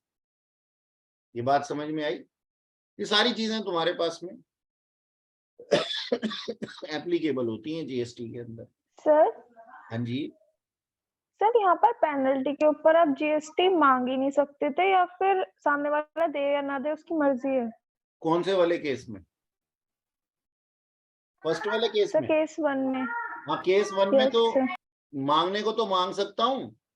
मैं ये कह सकता हूँ भाई 200 रुपए तो कंसीडरेशन के दे रहे हो, साथ में टैक्स और दो 18%, तो वो 36 रुपए और ले सकता हूँ। लेकिन अगर सामने वाला देने को तैयार ही ना हो तो गवर्नमेंट ऑफ इंडिया के कहती है हम मान लेंगे कि जो इसने दिया है ना इंक्लूसिव ऑफ जीएसटी दिया है, और अगर इंक्लूसिव ऑफ जीएसटी दिया है तो आपको हमारे साथ शेयर करना पड़ेगा कुछ अमाउंट। यानी कि okay sir. Government of India जो है ना वो कहती है कि देखो ऐसा है, जो तुम खा रहे हो उसमें से हमें भी देना पड़ेगा। ये कहानी है। Yes sir. हटा दूं इसको? नहीं रहने दिए सर, इसको एग्जाम्पल है। हटा दूं? सर ये मुझे ये था कि जैसे 200 रुपये हमने रिसीव करे तो इसके ऊपर जीएसटी। हाँ, मैं उस 10,000 रुपए की बात नहीं कर रहा था, इंटरेस्ट पेनल्टी की बात कर रहा था मैं, या फिर लेट फी की बात कर रहा था। सर तो इंटरेस्ट में भी जीएसटी ऐड है? हाँ, इंटरेस्ट अगर आप पे करोगे तो उसके ऊपर भी जीएसटी लगेगा। Okay sir. डिले पेमेंट वगैरह पे जो इंटरेस्ट होता है। हटा दूं इसको, भगा दूं? 2 बार सेलेक्ट कर लिया मैंने, हटाने नहीं दे रहे। Yes sir. अच्छा, तो ये था इंटरेस्ट फी या लेट पेनल्टी। ठीक है, ओके। सर हाँ 30.5 आया था, वो 200 रुपये के अंदर ही माना जाएगा कि जीएसटी पे कर दिया है या अलग से लेंगे वो? अरे 200 रुपए आपने दिए मेरे को इंटरेस्ट या लेट फी के नाम पे, और 18/118 आया, तो ओके कितना? सर। 30.5 आया था ना, तो इसका मतलब 30.5 तो जीएसटी है। आउट ऑफ 200 रुपए 30.5 तो जीएसटी है, और रिमेनिंग अमाउंट जो है वो कंसीडरेशन है। यही तो बोला मैंने। Okay sir. अच्छा जी, आओ और आगे चलते हैं। अब ये चीजें आप लोगों ने नोट कर ली सब? Yes sir. हाँ हाँ सर, कर ली सारी। ठीक है। बड़ा दर्द था तेरी हाँ हाँ में।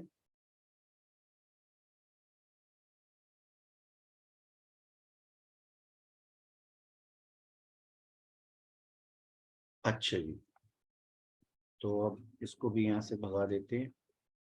वाउचर का केस भी खत्म हो गया और वाउचर को भगाते हैं। अब कहता है जी रेजिडुअल केस, यानी कि जो केस कहीं पे नहीं आता, यानी कि जैसे हम अदर लिख देते हैं ना, उसको कहते हैं रेजिडुअल केस में टाइम ऑफ सप्लाई क्या है। कहता देखो जी, यहां पे भी दो केस। केस नंबर 1, जब ये पर्सन जो है वो लाइबल हो, liable to file GST returns, यानी कि जरूर ये रजिस्टर्ड पर्सन होगा, और ये अदर यानी कि अनरजिस्टर्ड पर्सन होगा। मैं यहां लिख देता हूं रजिस्टर्ड सप्लायर, और अदर्स का मतलब तो समझ गए ना, अनरजिस्टर्ड। तो कहता है अगर कुछ ना हो तो जब इसके पाप कर्मों का हिसाब, टाइम ऑफ सप्लाई कब माना जाएगा इसका, तब माना जाएगा सर जबकि इसकी due date of return of income आ जाएगी। यानी कि कितना भागेगा, due date of return of income. GST की है ये, इनकम टैक्स की नहीं है। रिटर्न ऑफ, अच्छा गलत तो मैं खुद ही बोल रहा हूं ना, रिटर्न ऑफ इनकम बोल रहा था ना मैं, रिटर्न ऑफ जीएसटी बोलना चाहिए था मुझे, due date of return of GST. और अदर केस में डेट ऑफ पेमेंट, यानी कि जब भी आप पेमेंट रिसीव करोगे उस टाइम पे आपका टाइम ऑफ सप्लाई मान लिया जाएगा। मतलब तुम दो या ना दो वो बात दूसरी है, लेकिन हम तुम्हारी ऑब्लिगेशन तो सेट कर दे ना।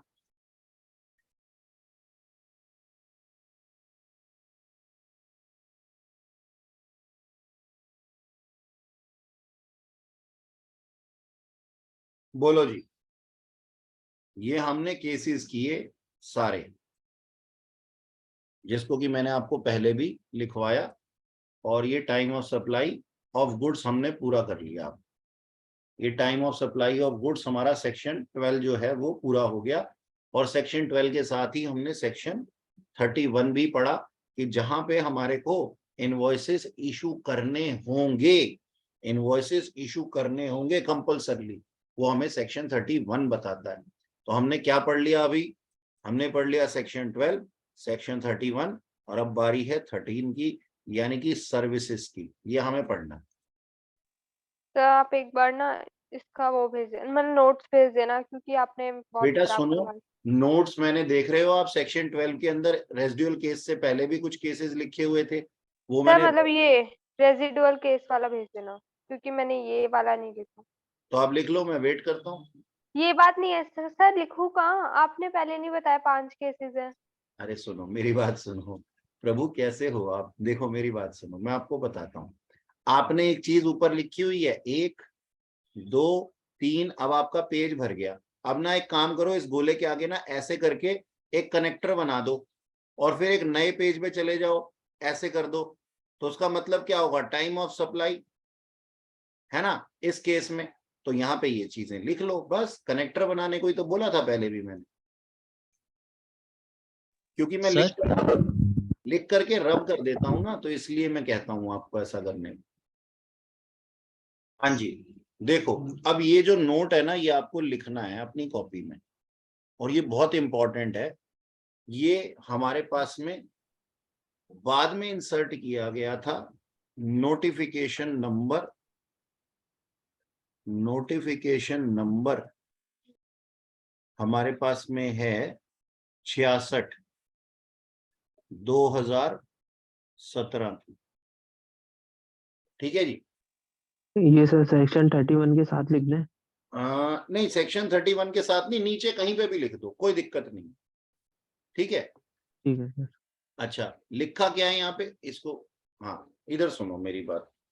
लिखा ये है कि in case of supply of goods, यानी कि जब हम गुड्स की सप्लाई कर रहे हैं, किसमें, अंडर फॉरवर्ड चार्ज। आम जिंदगी लिखा मैंने, आम जिंदगी क्या कहती थी, मैं सप्लायर को दूंगा, सप्लायर आगे गवर्नमेंट को देगा, यानी कि ये रूल एप्लीकेबल नहीं होगा फॉरवर्ड चार्ज में, ना ही वाउचर में, ना ही किसी और केस में। सिर्फ सॉरी, फॉरवर्ड चार्ज में क्या नाम है होगा, ये रिवर्स चार्ज में नहीं होगा, वाउचर में नहीं होगा, इंटरेस्ट पेनल्टी में नहीं होगा, कहीं और नहीं होगा। ठीक है जी, वैसे इंटरेस्ट पेनल्टी में तो हो भी नहीं सकता, अभी आपको पढ़ के ही पता लग जाएगा। कहता है in case of supply of goods, goods का मतलब ये सर्विसेज के लिए नहीं बोला गया, केवल गुड्स के लिए बोला गया, क्योंकि सर्विसेज के ऊपर ये एप्लीकेबल नहीं होता। तो हम क्या कहते हैं, in case of supply of goods under forward charge when A supplier receive payment of goods well in advance, यानी कि पहले से प्री पेमेंट उसने रिसीव कर ली है, तो entire GST shall be payable only when the invoice, यानी कि जीएसटी पेबल होगा कब, जब इनवॉइसेस जो हैं वो invoices for such supply such goods is issued और शुड बी इशूड, यानी कि ये मैं इशूड की जब बात कर रहा हूं तो यहाँ पे जनरल वे की बात कर रहा हूं, और जब शुड बी इशूड की बात कर रहा हूं तो ये सेक्शन 31 की बात कर रहा हूं। यानी कि जीएसटी पेबल कब होगा, जब अगर आपने एडवांस ले लिया है, कहने का मतलब ये अगर आपने एडवांस ले लिया है तो या तो आपने इनवॉइस इशू कर दिए होंगे, तब पूरा का पूरा अमाउंट जीएसटी के लिए लायबल हो जाएगा उस एडवांस के अमाउंट का, और या फिर जिस दिन पे आपको इनवॉइस इशू करने की रिस्ट्रिक्शन है सेक्शन 31 के अकॉर्डिंगली, उस दिन पे आपका एंटायर अमाउंट जो है ना जीएसटी का पेबल हो जाएगा। ये लिखा हुआ है इस नोट के अंदर, और ये काफी इंपॉर्टेंट नोट है, ये आप कॉपी में जरूर लिखिए। सर अगर ऐसा है ना कि पेमेंट तो फिर एडवांस में आ जाएगा, आराम से इशू करता रहेगा फिर तो इनवॉइस। नहीं, अगर सेक्शन 31 नहीं होगा तो वो आराम से इनवॉइस इशू करता रहता ना। अच्छा अच्छा ठीक है। हाँ, सेक्शन 31 तो है ना हमारे पास। ठीक है सर।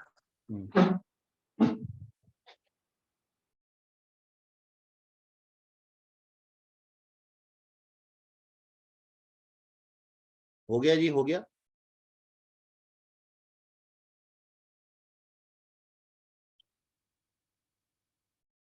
सर हाँ जी, सर जैसे हमने किसी से एडवांस पेमेंट ली तो उसने हाँ जी। हमें एडवांस पेमेंट कर दी एक बार, फिर हाँ। हमने बाद में इनवॉइस भेजा तो फिर वो हाँ। जीएसटी बाद में भेजेगा, हाँ, वो जीएसटी दोबारा से मतलब भेजेगा?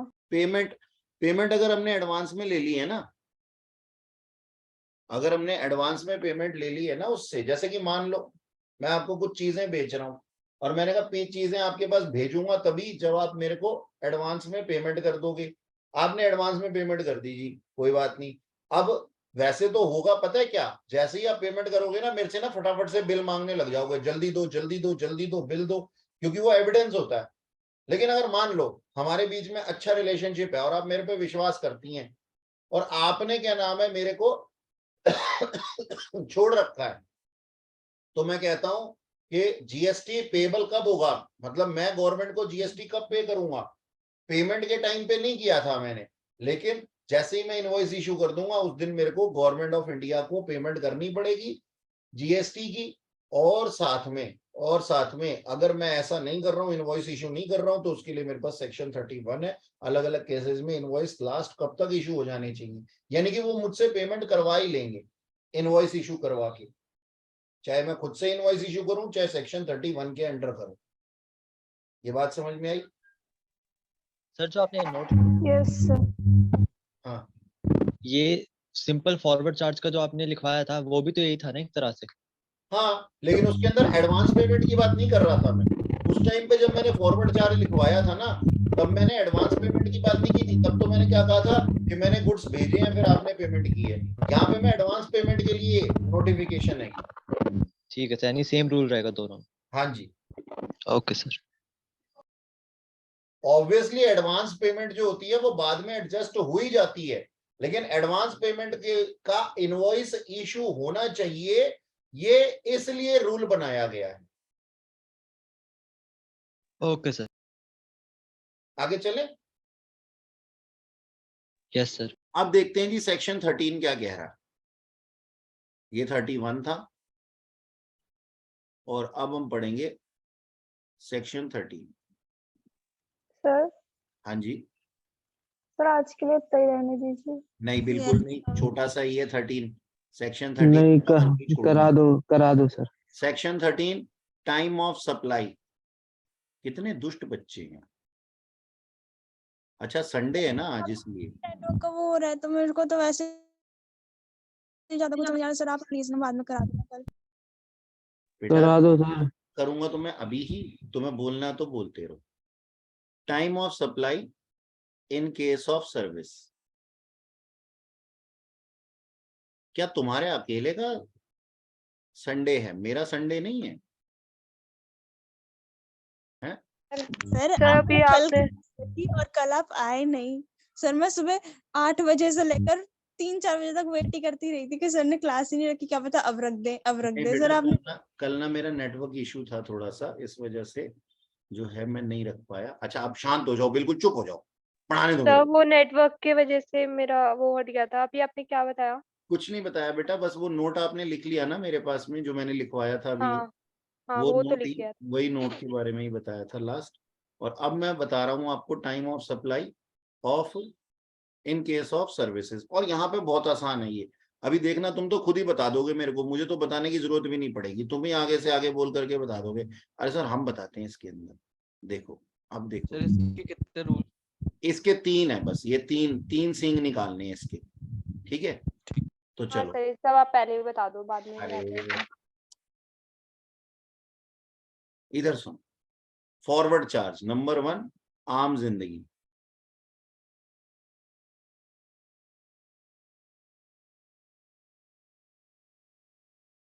ठीक है, फॉरवर्ड चार्ज के अंदर क्या होता है, इधर देखो ध्यान से। फॉरवर्ड चार्ज के अंदर हम टाइम ऑफ सप्लाई कैसे मानते हैं, देखो। अब इसके है ना फर्दर हम 2 केस बनाएंगे। मैं तो खुला खुला लिख रहा हूं क्योंकि मैं मिटा दूंगा इसको, आप अपने पेज के हिसाब से देख लेंगे, ठीक है। लैंडस्केप पे बना लो, ज्यादा बढ़िया है। फॉरवर्ड चार्ज के अंदर अगर आपने इनवॉइस इशू कर दिए हैं, if invoices issued within time period within time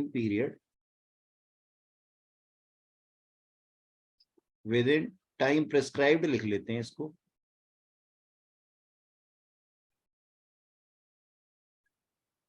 under section 31 31 के हिसाब से, जो मैंने भी आपको बताया सेक्शन 31 के हिसाब से, अगर आपने इनवॉइसेस जो हैं उस हिसाब से इशू कर लिए थे तो आपका टाइम ऑफ सप्लाई क्या होगा, आपका टाइम ऑफ सप्लाई होगा TOS, टाइम ऑफ सप्लाई होगा date of invoice, invoice date यानी कि डेट ऑफ इनवॉइस और डेट ऑफ पेमेंट।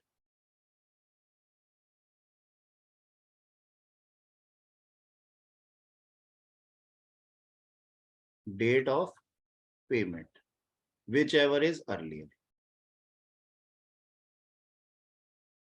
ठीक है जी, विच एवर इज अर्लियर।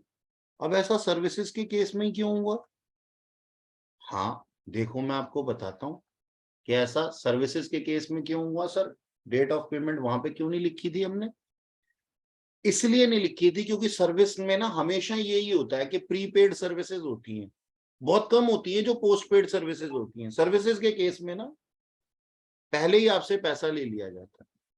तो हम क्या कहते हैं, टाइम ऑफ सप्लाई कब माना जाएगा, जब या तो इनवॉइस इशू कर दिए गए हो या फिर पेमेंट पहले रिसीव कर ली गई हो। अब जैसे मान लो मैं टीचिंग प्रोफेशन में हूं, मैं तुम्हें पढ़ाता हूं या फिर मैं ऑडिटिंग करता हूं तुम्हारे लिए, तो मैं अपनी सर्विसेज दे रहा हूं, मैं एज अ टीचर अपनी सर्विसेज दे रहा हूं तुम्हारे को। तो मैं तुमसे क्या कहता हूं कि मेरे को फीस एडवांस में चाहिए।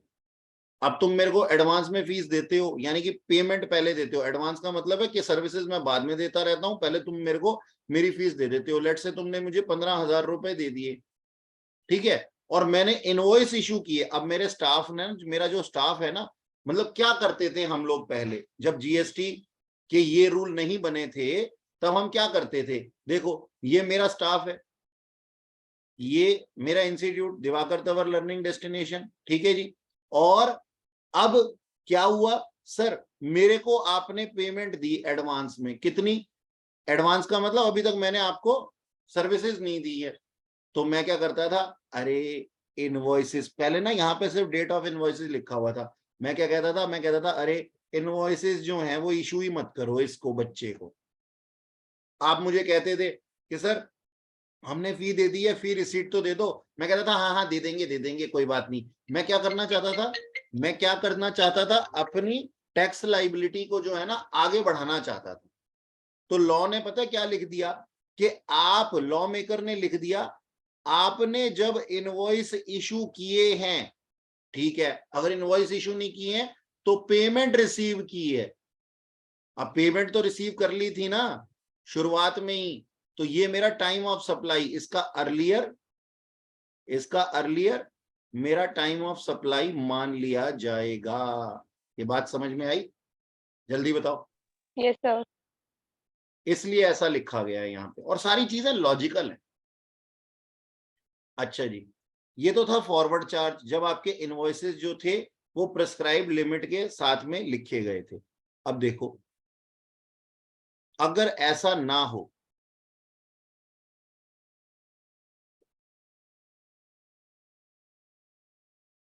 अगर इफ इनवॉइसेस नॉट इशूड, अब यहां सिर्फ नॉट लिख देता हूं, not issued with in time prescribed under section 31, तो आपकी टाइम ऑफ सप्लाई क्या होगा, तो आपका टाइम ऑफ सप्लाई हो जाएगा service completion of service, completion of service,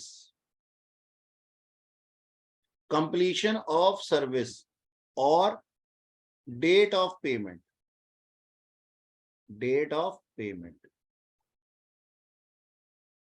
whichever is earlier.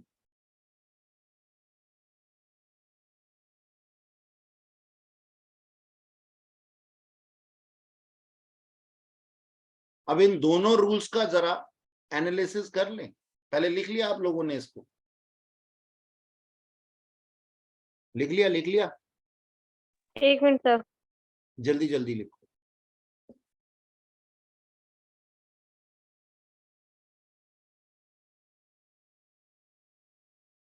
Yes sir, लिख लिया। ठीक है जी, अब सुनो मेरी बात ध्यान से, आओ इसको ना एनालाइज करते हैं चीज को, कि हमने लिखा क्या है।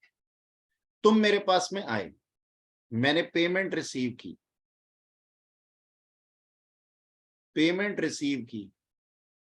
अभी तक सर्विसेज नहीं दी हैं, 5 मई को, ठीक है जी। मैंने ना इनवॉइस इशू नहीं किए, पहले वाला केस तो मैंने तुम्हें समझा दिया था, अभी तुम्हें समझ में आ गया था। इनवॉइस इशू नहीं किए, इनवॉइस नॉट इशूड किए ही नहीं। और मैं कह रहा हूं मैं तुम्हें सर्विसेज तो दे रहा हूं ना, तुम क्या करोगे इनवॉइसेज लेकर के? तुम कहते हो हाँ ठीक है चलो पढ़ाई तो हो रही है ना, क्लासेस तो लग रही है ना, कोर्स तो कंप्लीट हो रहा है ना, कोई बात नहीं।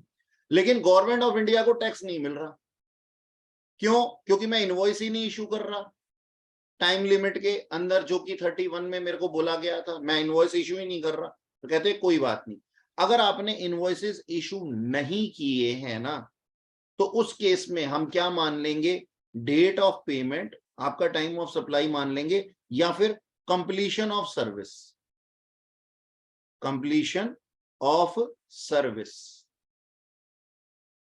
अब क्या हो सकता है, तुमने इनवॉइसेस नहीं, मैंने कहा मैं अभी इनवॉइस नहीं दे सकता, तो तुमने मेरे को पेमेंट भी ना दी हो, पेमेंट नहीं दी, पहले मैंने तुम्हारे को सर्विसेज दे दी हैं, मैंने सारी की सारी सर्विस तुम्हें मान लो 5 मई तक दे दी हैं, और तुम मेरे को जो पेमेंट दे रहे हो, डेट ऑफ पेमेंट है मान लो 9 मई, तो दोनों में से अर्लियर कब हुआ?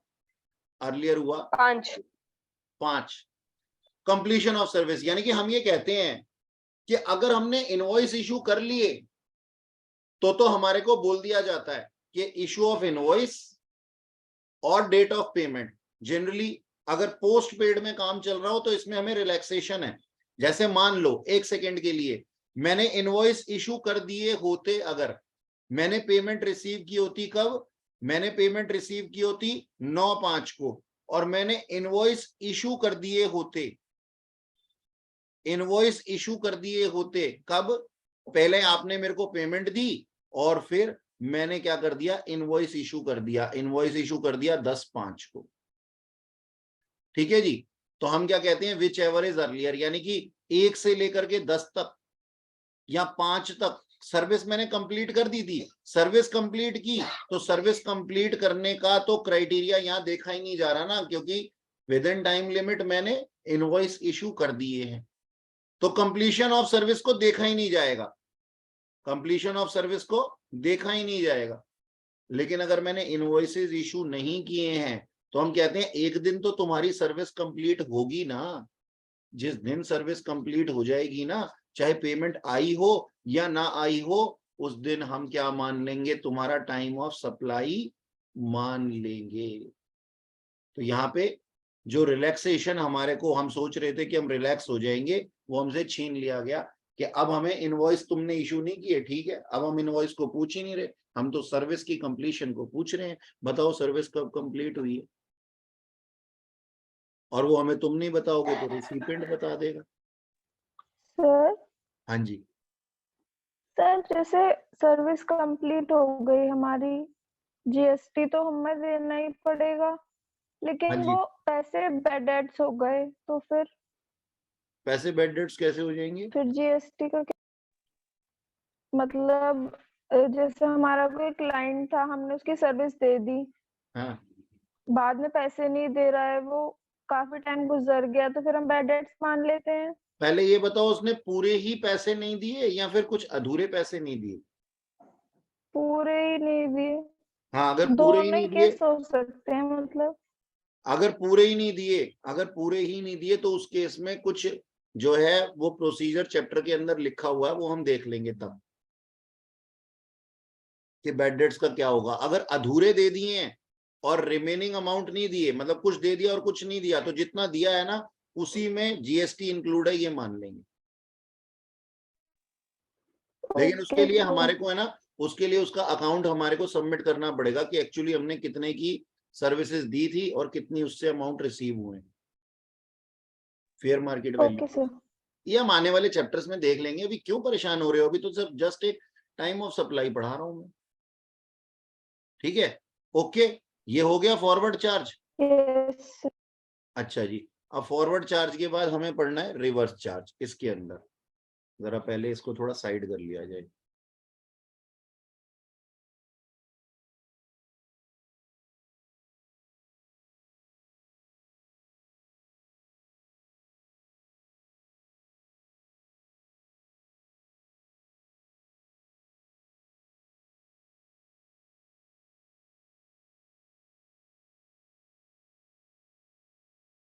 ठीक है जी, चलते हैं, करते हैं आगे, समझते हैं चीजों को।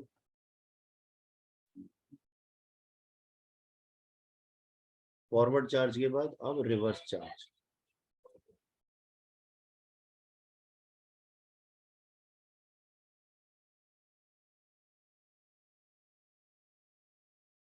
और रिवर्स चार्ज के अंदर हमारे पास है ना 2 सीन है। फिर से क्या कहता है रिवर्स चार्ज के रूल्स, कहते हैं कि अगर जनरल लॉ है,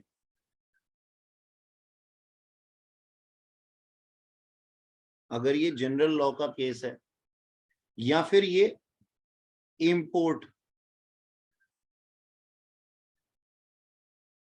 ऑफ सर्विस का केस है, फ्रॉम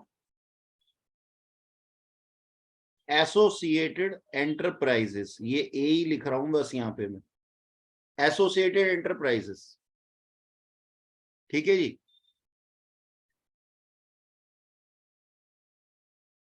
ओके, एसोसिएटेड एंटरप्राइजेस, अब देखो पहले ना क्या करती है, ये जनरल लॉ तुम्हारे को खटक रहा होगा अभी थोड़ा दिमाग में, लेकिन कोई बात नहीं, मेरी बात जरा ध्यान से सुनना, मेरी बात जरा ध्यान से सुनना।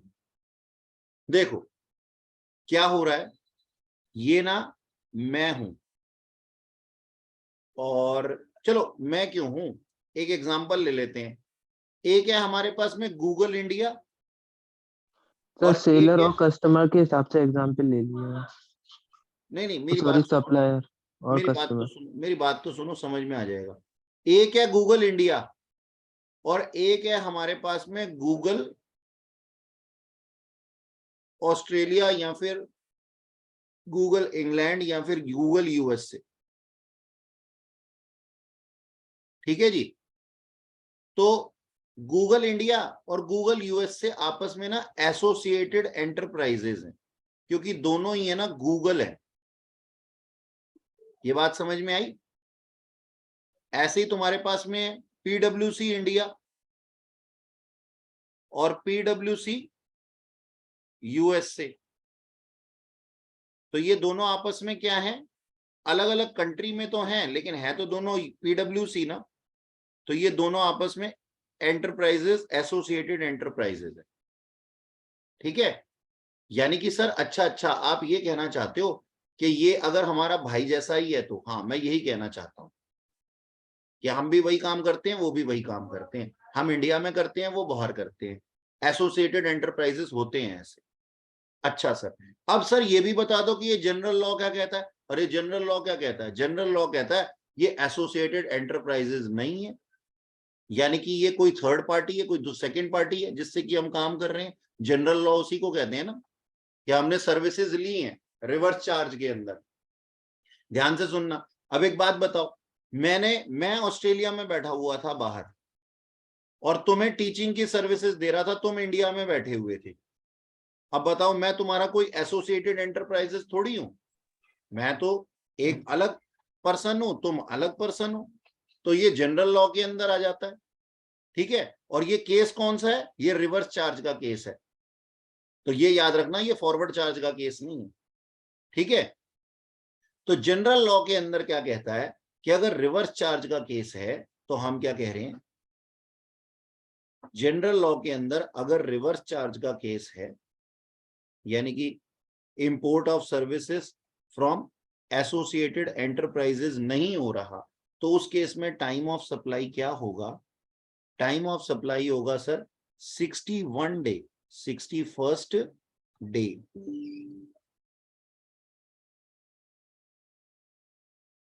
61वां दिन from invoice date, from date of invoice.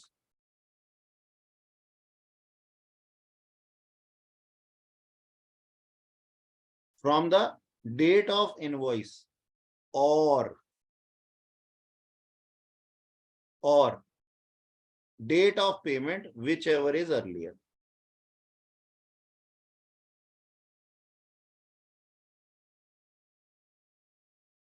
यानी कि हमने अपने सप्लायर को जब पेमेंट की होगी, date of payment whichever is earlier.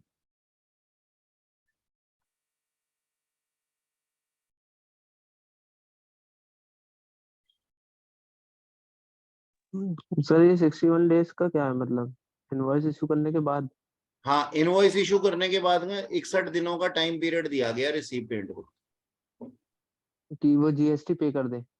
हाँ, कि उसका टाइम ऑफ सप्लाई मान लिया जाएगा 61 day from the date of issue of invoice, जब उसने अपनी बुक्स ऑफ अकाउंट में रिकॉर्ड किया होगा उसका नाम पहली बार, या फिर जब उसने पेमेंट की होगी, इन दोनों में से जो भी अर्लियर है उसमें क्या हो जाएगा, वो उसका टाइम ऑफ सप्लाई मान लिया जाएगा। ये बात समझ में आ गई?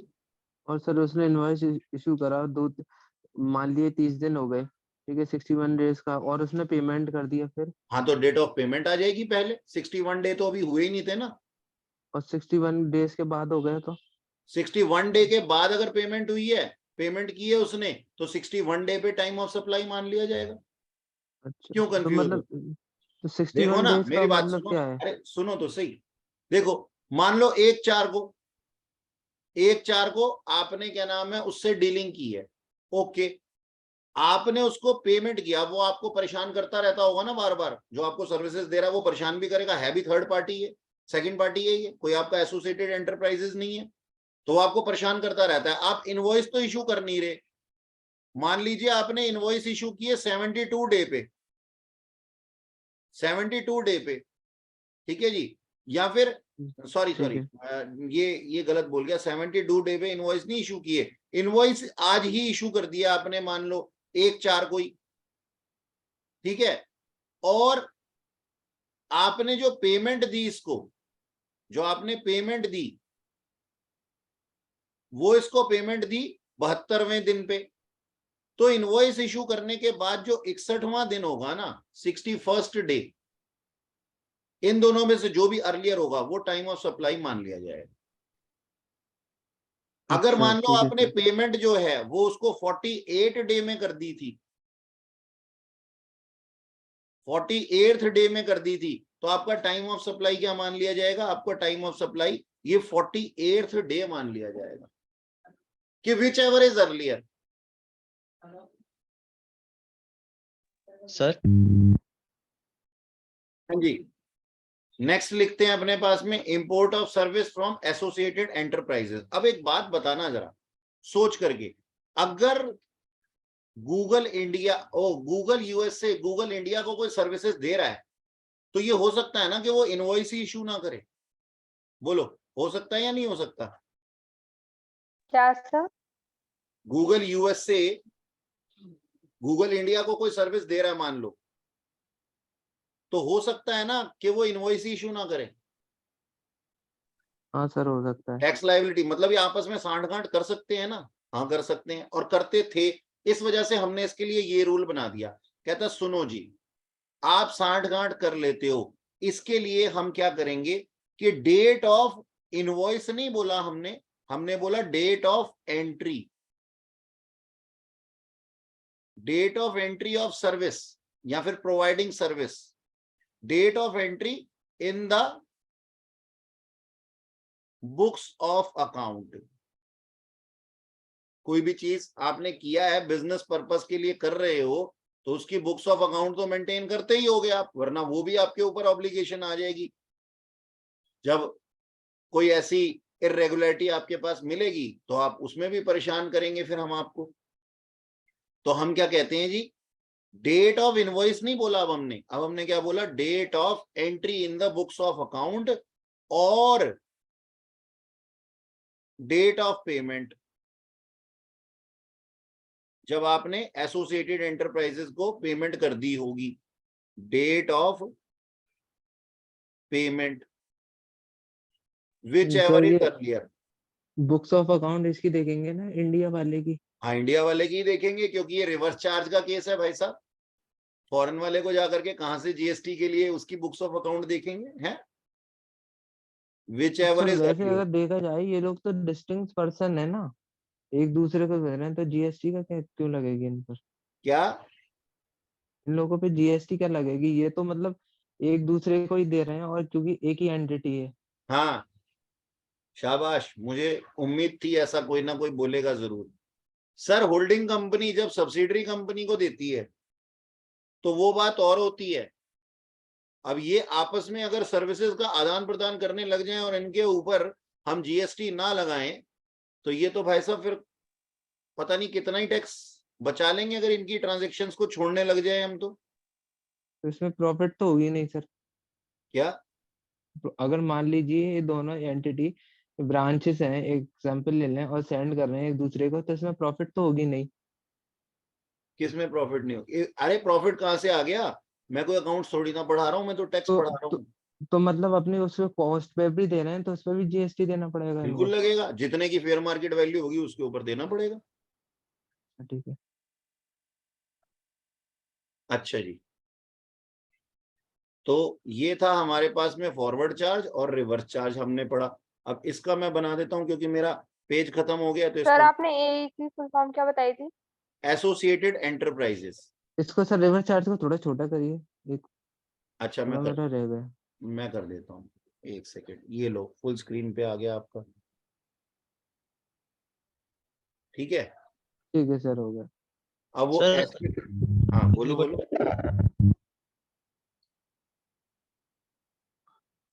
बोलिए भाई साहब क्या कह रहे थे? एसोसिएटेड एंटरप्राइज जो आपने बताए, एक बार दोबारा बताओगे कि जैसे और इस तरह से कि इसमें होल्डिंग सब्सिडी कैसे आती है, मतलब इस तरह से थोड़ा बताना। एंथोनी का होल्डिंग और सब्सिडरी, मैंने तो एक आपने आपको एग्जांपल दिया। एसोसिएटेड एंटरप्राइजेस क्या होता है? एसोसिएटेड एंटरप्राइजेस होता है, जैसे मैंने बोला, गूगल यूएसए और गूगल इंडिया, दोनों ही गूगल के पार्ट है ना, जी सर। मल्टीनेशनल कंपनी है ना गूगल, जैसा कि मुझे लगता है आपको भी पता होगा।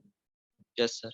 तो ये जितने भी ऐसे काम होते हैं इनको हम एसोसिएटेड एंटरप्राइजेस कहते हैं। सर एक चीज पूछनी है, जो अभी हमने पढ़ा है ना इम्पोर्ट ऑफ सर्विस, हाँ और जी, मान लिए ये एक ही एंटिटी है और इंडिया में दे रही है एक दूसरे को, तब तो जीएसटी लगता नहीं है। तो फिर तो जनरल लॉ लग जाएगा ना। तब भी जीएसटी देगा? हाँ बिल्कुल देगा, क्यों नहीं देगा। ठीक है। अच्छा एक बात बताना भाई साहब, जरा एक बात बता।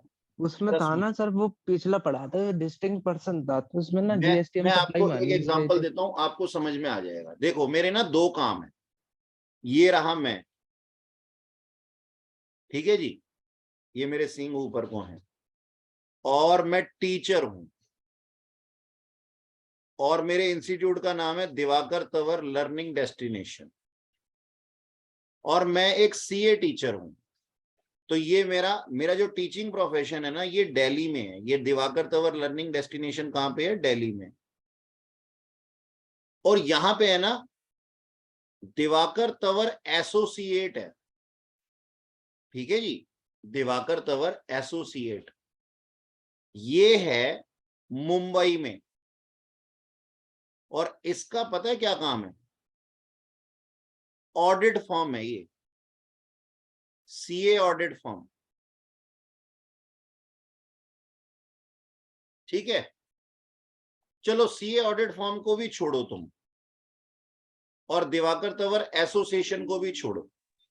इसको भी मैंने वही क्या चाहिए। किया, मैंने क्या किया, मेरी ना यहाँ पे एक कंप्यूटर शॉप है, कंप्यूटर रिपेयरिंग शॉप।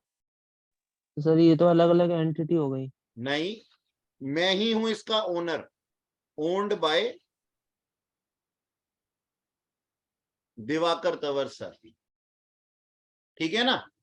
अब तो सेम हो गए दोनों, और इंडिया में भी हैं, क्योंकि दिल्ली भी इंडिया में और मुंबई भी इंडिया में ही। सेम कैसे हो गए सर? यहाँ टीचिंग हो रही है और वहां पर शॉप है। आप देखो, अरे आप एसोसिएट ये कंप्यूटर रिपेयरिंग शॉप जो है ना, ये भी मेरी है, वहां पे लड़के काम करते हैं, मैं ही नहीं हूँ सर, मैं उसका। सेम कह रहा था, हाँ मतलब आप ओनर, आपकी ओनर आपकी सेम है ना, दोनों का ओनर कौन है? दोनों का ओनर तो ओनर आप है। कौन है? दिवाकर आप है। तंवर सर। तो ये ठीक है। आपस में क्या हो गए? एसोसिएटेड एंटरप्राइजेज हो गए। अब सोच करके देखो एक मिनट के लिए, क्योंकि मैं तुम्हारे को टीचिंग प्रोफेशन में कुछ लैपटॉप वगैरह यूज करता हूं, जैसे कि अभी पढ़ा रहा हूं। ठीक है। अब मेरा लैपटॉप भगवान न करे बिगड़ गए, या कंप्यूटर रिपेयरिंग की मुझे कोई सर्विसेज की जरूरत पड़ जाए, और मैं क्या बोलता हूं, यहां से यहां पे सर्विसेज लेता हूं, सर्विसेज इंडिया से इंडिया में ही ली है, तो अब आपको क्या लगता है इसके ऊपर जीएसटी नहीं लगना चाहिए, जस्ट बिकॉज ये ओन्ड बाय सेम पर्सन थे? नहीं सर, जीएसटी तो लगेगा, यहाँ पर स्टेट अलग अलग हो गए। हाँ, जीएसटी इम्पोज होगा, और अगर जीएसटी इम्पोज होगा तो हमें टाइम ऑफ सप्लाई भी निर्धारित करना होगा। अब ये हमें मालूम है कि ये आपस में सांठ गांठ कर सकते हैं, तो इसके लिए हमने क्या रूल बनाया हुआ है, क्या रूल बनाया हुआ है? अगर इंपोर्ट ऑफ सर्विस की बात नहीं है तो हम क्या कहते हैं जी, 61वां दिन, या फिर date of payment, whichever is earlier. अब अगर पेमेंट हो या ना हो, हमें कोई फर्क नहीं पड़ता। अगर इन्होंने आपस में एक दूसरे को पेमेंट नहीं भी की और नहीं भी रिसीव की, तो भी कोई फर्क नहीं पड़ता। इनवॉइसेस तो इशू करने ही पड़ेंगे ना, क्योंकि दोनों इंडिया में, तो करवा लेंगे हम तो इनवॉइसेस इशू। ठीक है सर, आ गया समझ में। ठीक। हम्म।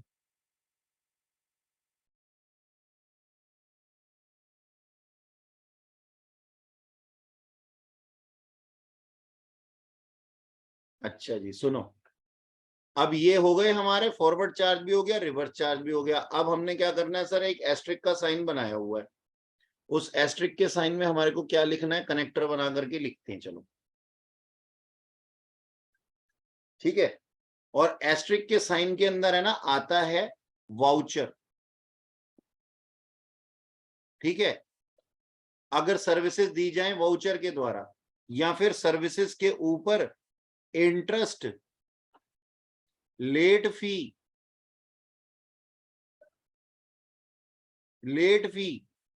पेनल्टी,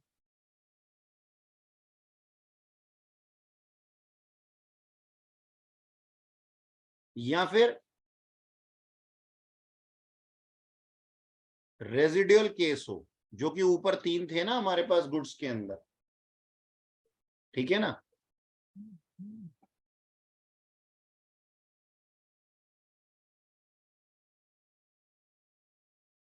तो हमारा मतलब सबको इकट्ठा ही लपेट दिया यहां।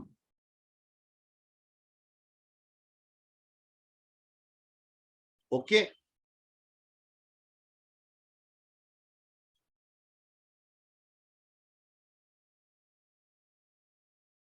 ठीक है। तो ये सबके लिए इकट्ठा ही है।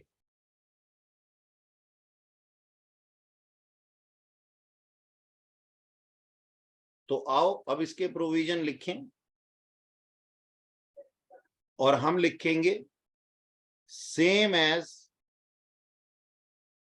In section 12। मजा आया? बोलो। अच्छा यस सर। अरे अच्छा लगा तो थैंक यू तो बोल दो नालायको। वही था ना सर, वो एग्जाम्पल लिया था 200 थैंक यू रुपए की सर। लेट पे। वो ऊपर मतलब सर को नहीं थैंक यू बोलना, लॉ मेकर्स को बोलना। सर बस सर खत्म कर लिखने दो। का बस लिखने अच्छा, लिखने का सर काम आसान हो गया, हाँ लिखने का काम आसान हो गया। बस इसके लिए थैंक यू।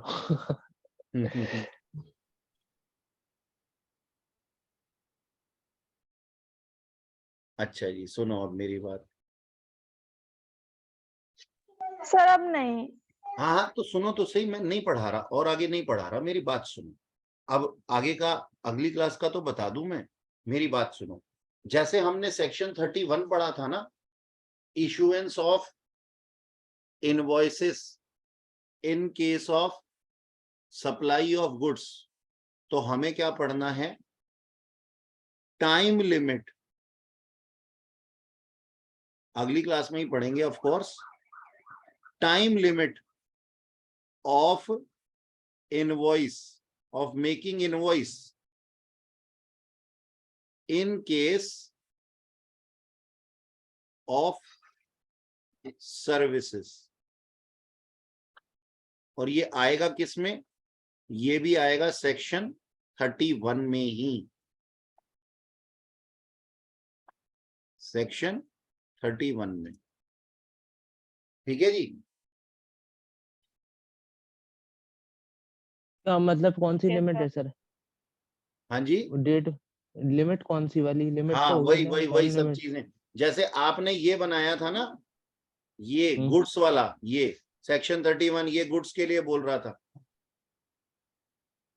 ऐसे ही वो सर्विसेज के लिए बोलेगा। सर्विस के लिए तो हो गई ना सर, अभी ऊपर कराई है जो। अरे यार टाइम बताएंगे वो तो invoice टाइम का, ऑफ सप्लाई time बताया limit, था, अब इनवॉइस इशू करने का बोल रहे हैं। ठीक है सर। सर आपने पहले भी ठीक बताया था कि वो इनवॉइस इशू करते हैं। हाँ वो गुड्स के लिए था ना। अच्छा ठीक है सर, वो गुड्स और सर्विस का ठीक है अरे सर। दुष्ट हो, ये लो इसमें यहाँ पे तुमने गुड्स लिख लो, हाँ, इधर सर लिखा था सर। ये लो लिख लो गुड्स।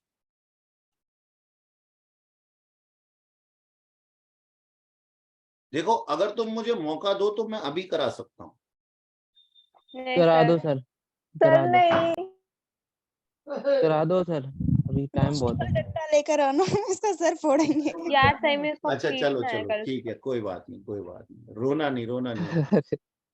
चलो ठीक है, बाय बाय। अच्छा नेक्स्ट सर, क्लास रुकिए में रुकिए सर, एक चीज और बता दिए मेरे को, जो हाँ जा रहे हैं बोलो चले जाएं। बोलो। एक चीज पूछिए, जैसे कि एक वो पढ़ा था ना क्लोजर ऑफ बिजनेस, हाँ, अदरवाइज वो बता दो आपका सर। आपका डाउट है कोई? हाँ डाउट है सर। अच्छा तो कोई बात नहीं, इसकी क्लास को हम रिकॉर्डिंग को बंद कर देते हैं, फिर आपका डाउट ले लेते हैं। ठीक है सर, कर दिए।